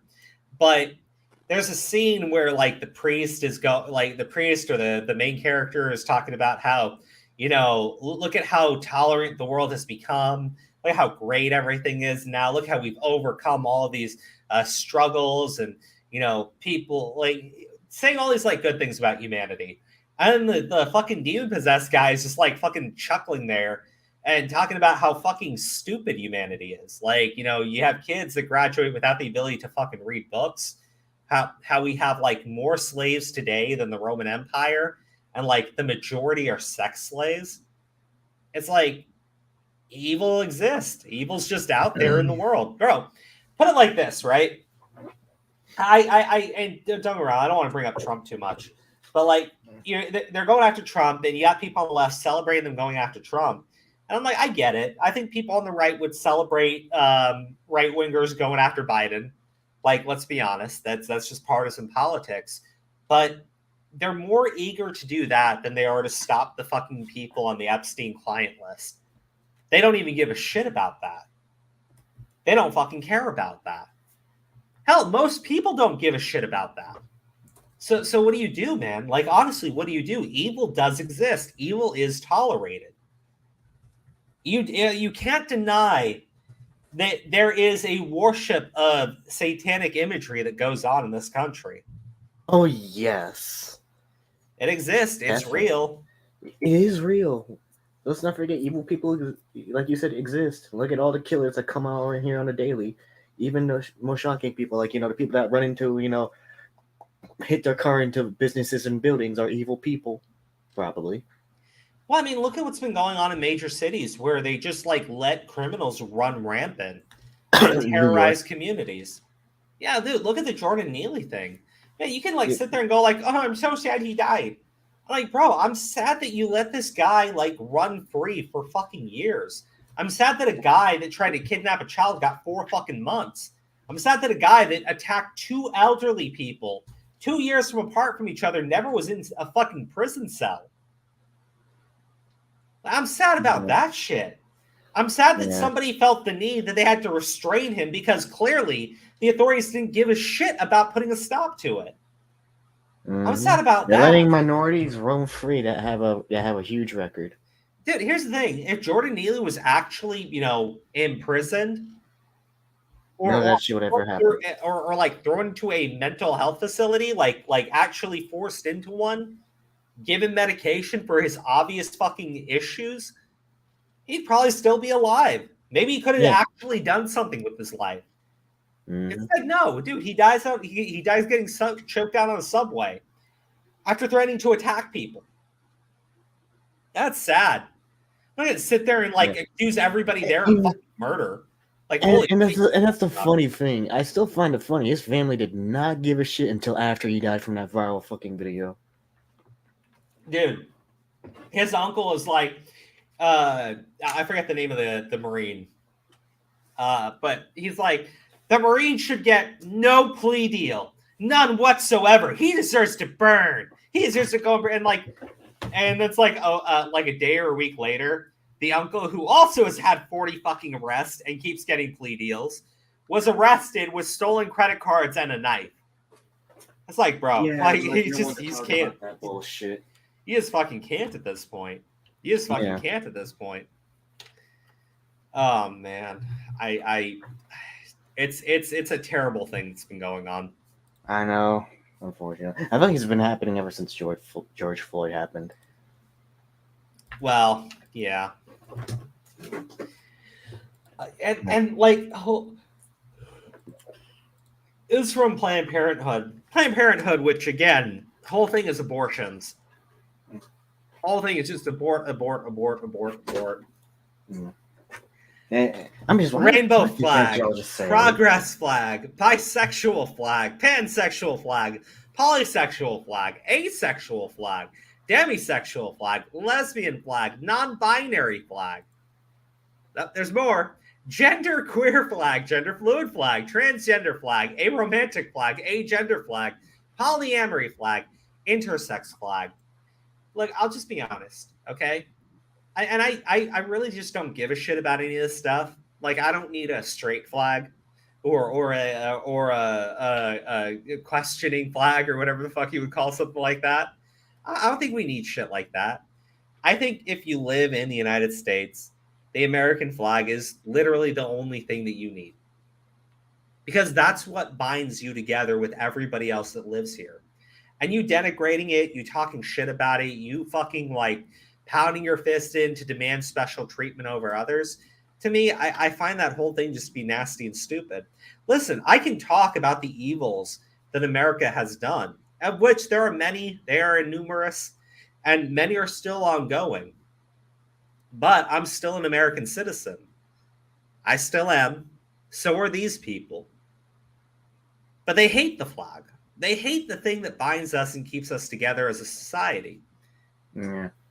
They don't want to actually have a stable society. They want it to collapse.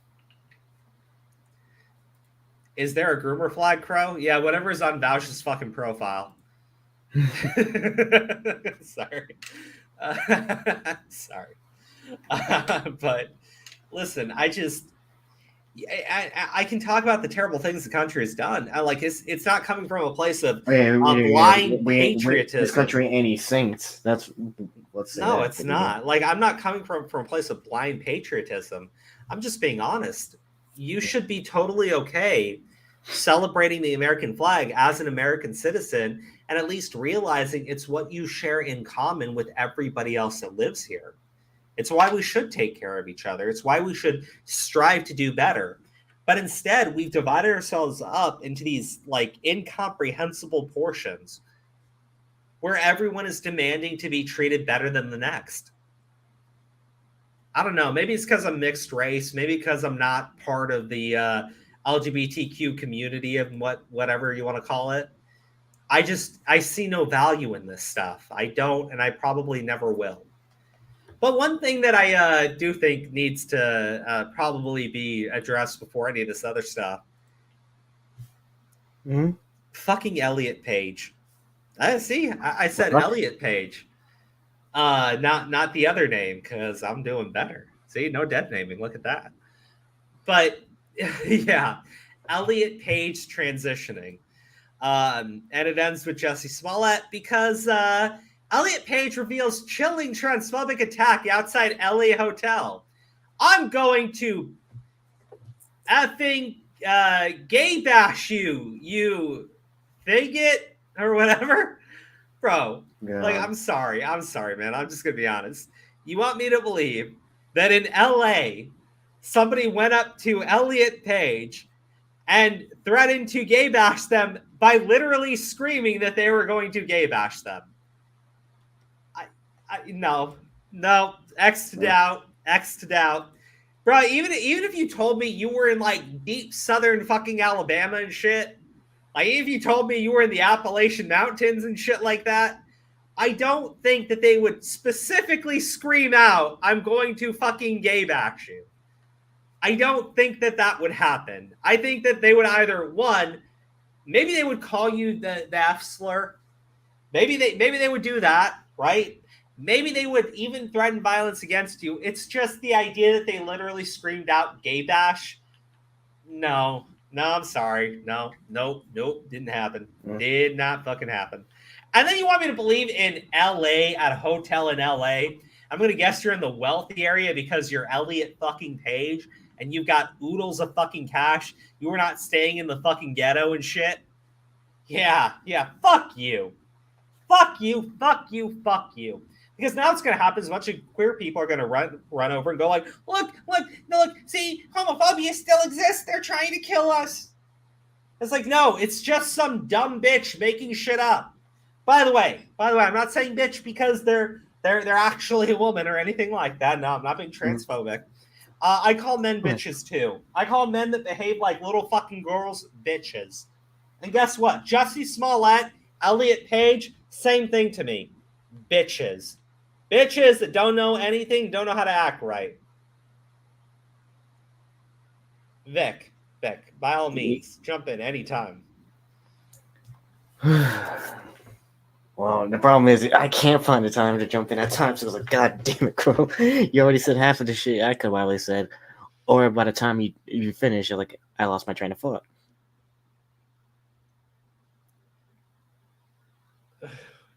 Wait.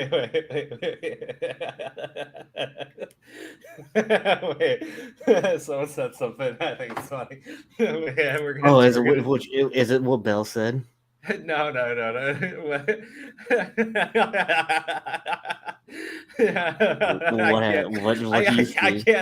can't actually tell if this is serious or they're just like having fun. But when you come out to your dad by painting the world trans colors and then can finally start HRT.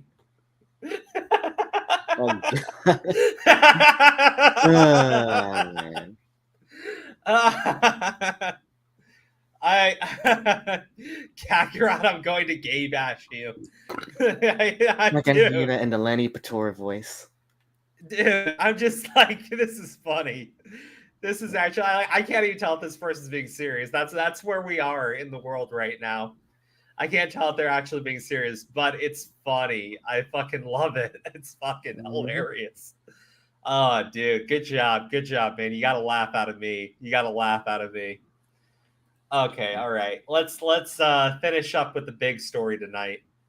No, there's another big story here in this. The Matt Walsh one. The Matt Walsh one. Oh, what happened with them exactly? Breaking: the largest trans healthcare providers in the U.S. are rubber stamping letters approving gruesome life-altering surgeries. It's such a racket that my producer was approved for testicle removal in 22 minutes. The tape is disturbing. Now, to me, they call it gender-affirming care. And I think it's bullshit because most of this stuff is deeply cosmetic. Like, there's some twisted logic behind this shit. I'm being serious. I don't understand it. Because I'm told now that men and women are literally no different from each other. They are the same, but also some men want to be women, but also we can't really define what is a woman because, women could be many different things. Okay, fuck you. Like, fuck you. Like, they're clearly different. All right, they are. Like, there's no getting around that. And this explanation to me is some outright fucking bullshit, some outright fucking horseshit. That you need, like, extremely, extremely expensive, heavy duty care, medical treatment. You need all of that to engage in what is largely cosmetic, right? I don't want to dig too deep into it just because I just ate. And it isn't even the trans stuff. Most things when we talk about cutting into people make me physically kind of ill. I'm not good with blood. just to be honest. So Yeah. you're the type of guy who's like the top of a glove kind of gives you ooh. Like watching people get cut into and cut open and shit like that. Bro, like in comic books and everything, sure, yeah, great. In like real life, I just feel like seeing movies. Yeah, dude, even in movies, I'm kind of like, ugh. Like, some gore is okay, but like watching people's like arms get ripped off and shit, like, So that just gives you the heebie-jeebies, man. That's surprising. I didn't think it would. Yeah, no, it does. Like, I don't know, man. Like watching someone actually being torn to pieces is just not something I like to see. And I've seen plenty of this stuff because, again, history. Like, there's a lot of this shit in history. But the idea of like a male to female trans woman who gets bottom surgery, essentially what you're doing is you're removing your dick and your balls, so a hole can be cut into your body that other men can use to fornicate with, that is not functional for you in any way, shape, or form, that is extremely expensive to maintain and take care of. Why the fuck would you do that to yourself? If a woman could be anything, and a woman can have a penis and all this other shit you try to tell people, why are you doing that to yourself? I don't get it. Like, I don't understand it. And I don't think it's gender affirming care. I think it's gender affirming cosmetic surgery that is extremely expensive. And when I learned that this is how easy it is to get done to yourself, I'm like, man, the first rule of medicine should be do no harm. And we know our medical industry is completely against that idea. But this, to me, is absolutely disgusting and disturbing. And you can sit there and you can attack Matt Walsh and go like, Matt Walsh is a bigot. Okay, fine. Attack the source, but address the fucking argument. We sort of will go again into understanding that I'm not going to be a gatekeeper. I'm not going to be a person that's going to stop them from accessing care. I'm not there to determine if they're trans enough. I'm going to write them this letter. Okay, that to me, massive problem. This isn't about gatekeeping. What you're giving them is life altering. As a medical professional, you should be ensuring that this is right for them, so they don't have regrets later, because they can't take this back. This can't be undone. You can lie to girls. You can tell them when they chop off their breasts, it's okay, they can replace them. Bro, enough. This woman should be arrested. This woman should be in a fucking prison cell. She should never see the light of fucking day again. But this is okay. The trans community is totally on board for this shit. My fucking God. How easy it is to destroy your life. And then you tell everyone, no, you care. You're doing this because you care. No, you're doing it because deep down, you are an evil person. You are an evil woman. And you deserve prison or much worse. Groner was referring to the WPATH standards, which major hospitals follow. They require that trans patients obtain a letter before undergoing surgeries. But Groner tells her audience to treat letters as a persuasive essay and to greenlight even suicidal patients. Bro, let's listen to this part. This woman, any psych history that might be helpful to sort of showing the necessity. So if, let's say, a client has a psych history that includes like suicidal ideation or a suicide attempt, and you can connect it to the gender dysphoria, that actually can be sort of a positive, persuasive essay piece. And I'll talk about that in a little bit. Because you can kind of show what this is so necessary, right? This is how this is impacting this person's life, and this is why this procedure is necessary and needed. I have found that when I frame it in a, we're going to kind of use this as a persuasive essay, and we're going to really, kind of stick it to them, there's a little bit more fun with it in the way we even use language. So I found that to kind of be helpful with clients. This person is teaching other people how to manipulate a system so you can get people who are suicidal, suffering from any number of different mental health issues, to get them to chop their bodies up. No, Crow, that's not what they're saying. They're saying they don't want you to gatekeep.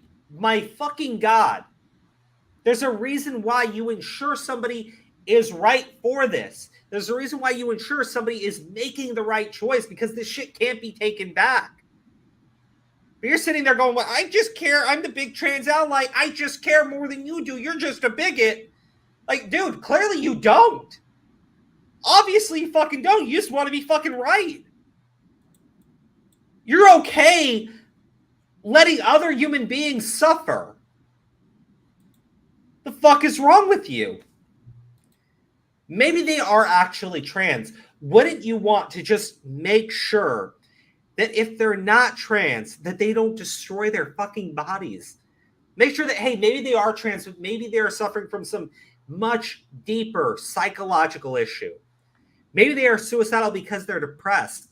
Look, I felt the need to want to jump out my own skin growing up because I was being bullied. I was being attacked every day for my identity. Imagine if a fucking doctor like this bitch talked to me. Bro, like, fuck. I'd be dead. Suicide at 22. I'm just saying, like, this isn't healthy. This isn't right. Like, this isn't taking care of people.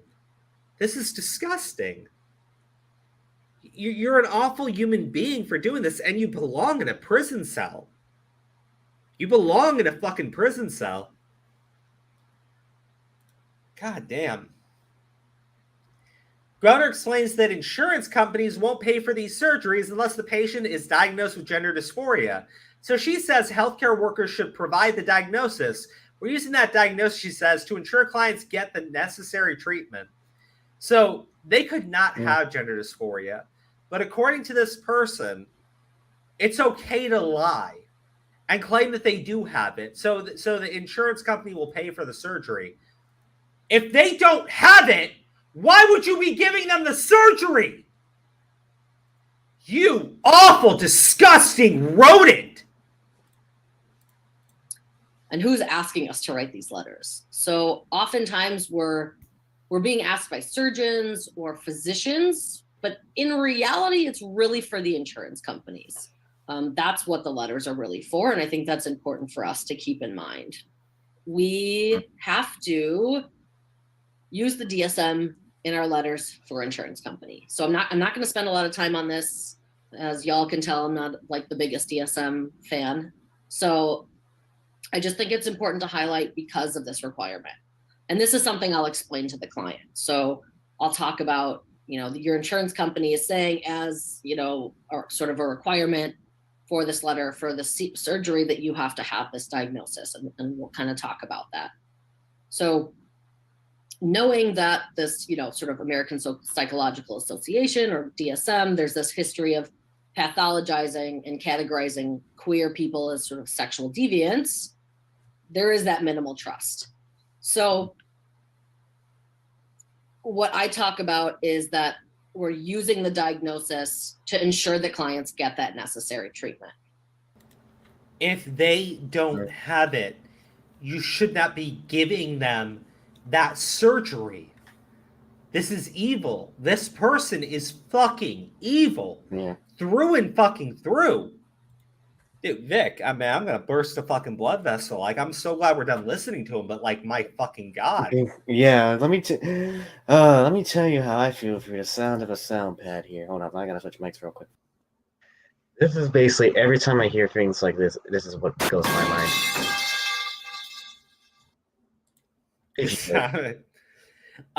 Okay, so these are just like things that are written up, so they're a little bit easier to read through. Whatever insurance companies might think of that, it's the industry standard. The popular trans telehealth service, Folks Health, for example, instructs patients that even if they don't fit the definition of gender dysphoria, the diagnosis is needed so that insurers pay out. If they don't fit the diagnosis, why are you pushing the surgery? That doesn't, bro. That's evil. You know it's not right for them. You know it's not right for them. Yeah, it's because the insurance companies are evil. No, you're evil. You're evil. How about this? It's quite possible the information in the letter may not be specific to you. For example, they may use a gender dysphoria diagnosis, but you really do not have dysphoria, even if you want top surgery. Evil, evil, evil, evil, evil, evil, evil. We reached out to folks about this. A staff member confirmed that a diagnosis of gender dysphoria with the word diagnosis in scare quotes is a requirement for insurance purposes, even if it doesn't apply. Thanks for reaching out. Hey, Chelsea. Thanks for reaching out. My name is Blank. I'm one of the what? Huh? Yeah, no. I was gonna let you know. Actually, I'm actually gonna hop off for the night. Oh, dude, take it easy, man. I'm almost done. Yeah, I'll see you next stream. All right, hey, take it easy. Have a good night. Thanks for reaching out. My name is Blank. I'm one of the member navigators here at Folks. To answer your first question, yes, we provide letters of recommendation for gender-affirming surgeries and procedures. It's so heartwarming to hear that you are out and happy. To my understanding, the diagnosis of gender dysphoria has become a requirement to have gender-affirming procedures covered by your insurance, even though the diagnosis doesn't apply to all trans folks. If you like, what do you mean? If you don't have gender dysphoria, by definition, you are not trans. Call me a transphobe for saying that? No, that is reality. Something that these people do not live in. I don't care. Like, I will die on that fucking hill. And like, I'm done. The largest trans healthcare provider in the US, Plume Clinic, runs a similar scam. They sell letters for $150 authorizing surgeries. That's how our producer, Greg, received approval for a testicle remover after a 22-minute video call. In his intake form with Plume, Greg provided a fake legal name. He said he had dysphoria in the past, but he stated he had never experienced it for 6 months or more. Under the current version of the DSM-5, that means he doesn't have gender dysphoria.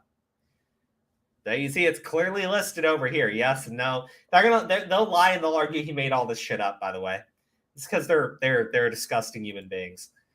Plume quickly scheduled Greg for a video interview anyway. He assumed the identity of Chelsea Bussey. Fucking hell, man. He didn't even attempt to pass. He badly mispronounced the name of the surgery he wanted. He made it clear he didn't know what effect the surgery would have. So you're currently on estrogen. You're taking 6 milligrams a day. Twice a day. Yeah, right. You got it. So you're taking 1.5 tablets a day. Okay. And then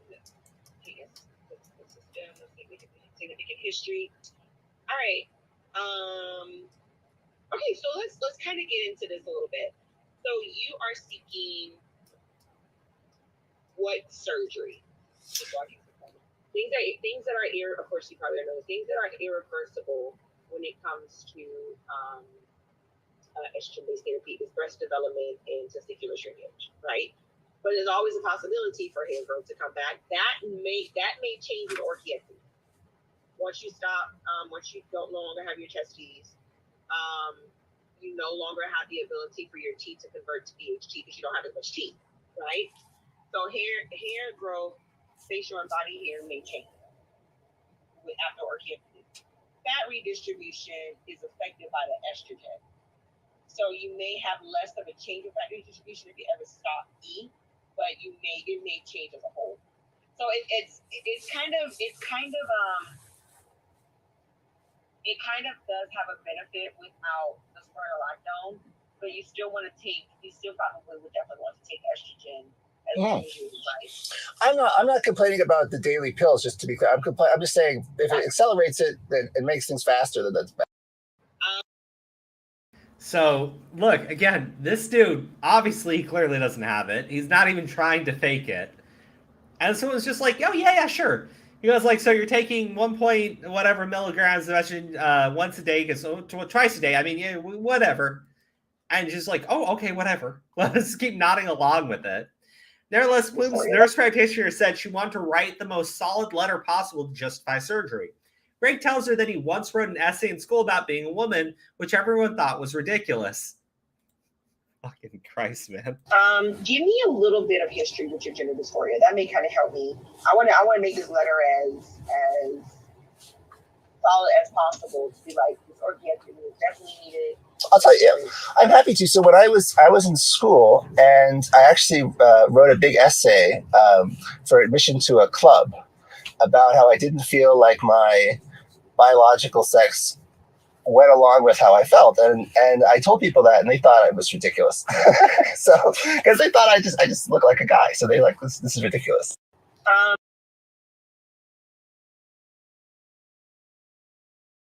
It's ridiculous, all right. God damn. Greg also tells Plume's nurse practitioner that his father has been prescribing him hormones for years. The nurse doesn't question this in any way. Instead, she says that arrangement is perfect. Bro, like, I just, this is fucking nuts. And your dad is the one that's doing the hormone replacement therapy for you? Yeah, so he's actually a doctor, and he knows a lot of doctors who do it, who prescribe it. Perfect. And is your dad providing a letter for you as well? No, that's part of why I'm yeah, I think there's a conflict there, and that's also part of the reasons why he involves other doctors with me as well. Is he just thinks it's better to have an independent person do it. He could have done it. He told me he could have done it, but I said, yeah, it's better not to do that. And your dad is the one. Yeah. All right, 3 days later, Plume sent this letter to Chelsea Bussey. Bussey.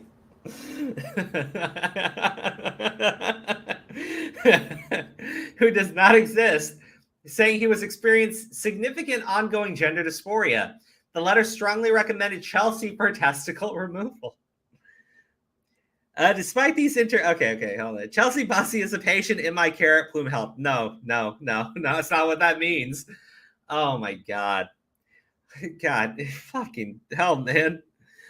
She reports significant ongoing gender dysphoria. She is seeking to have their balls removed to help alleviate gender dysphoria.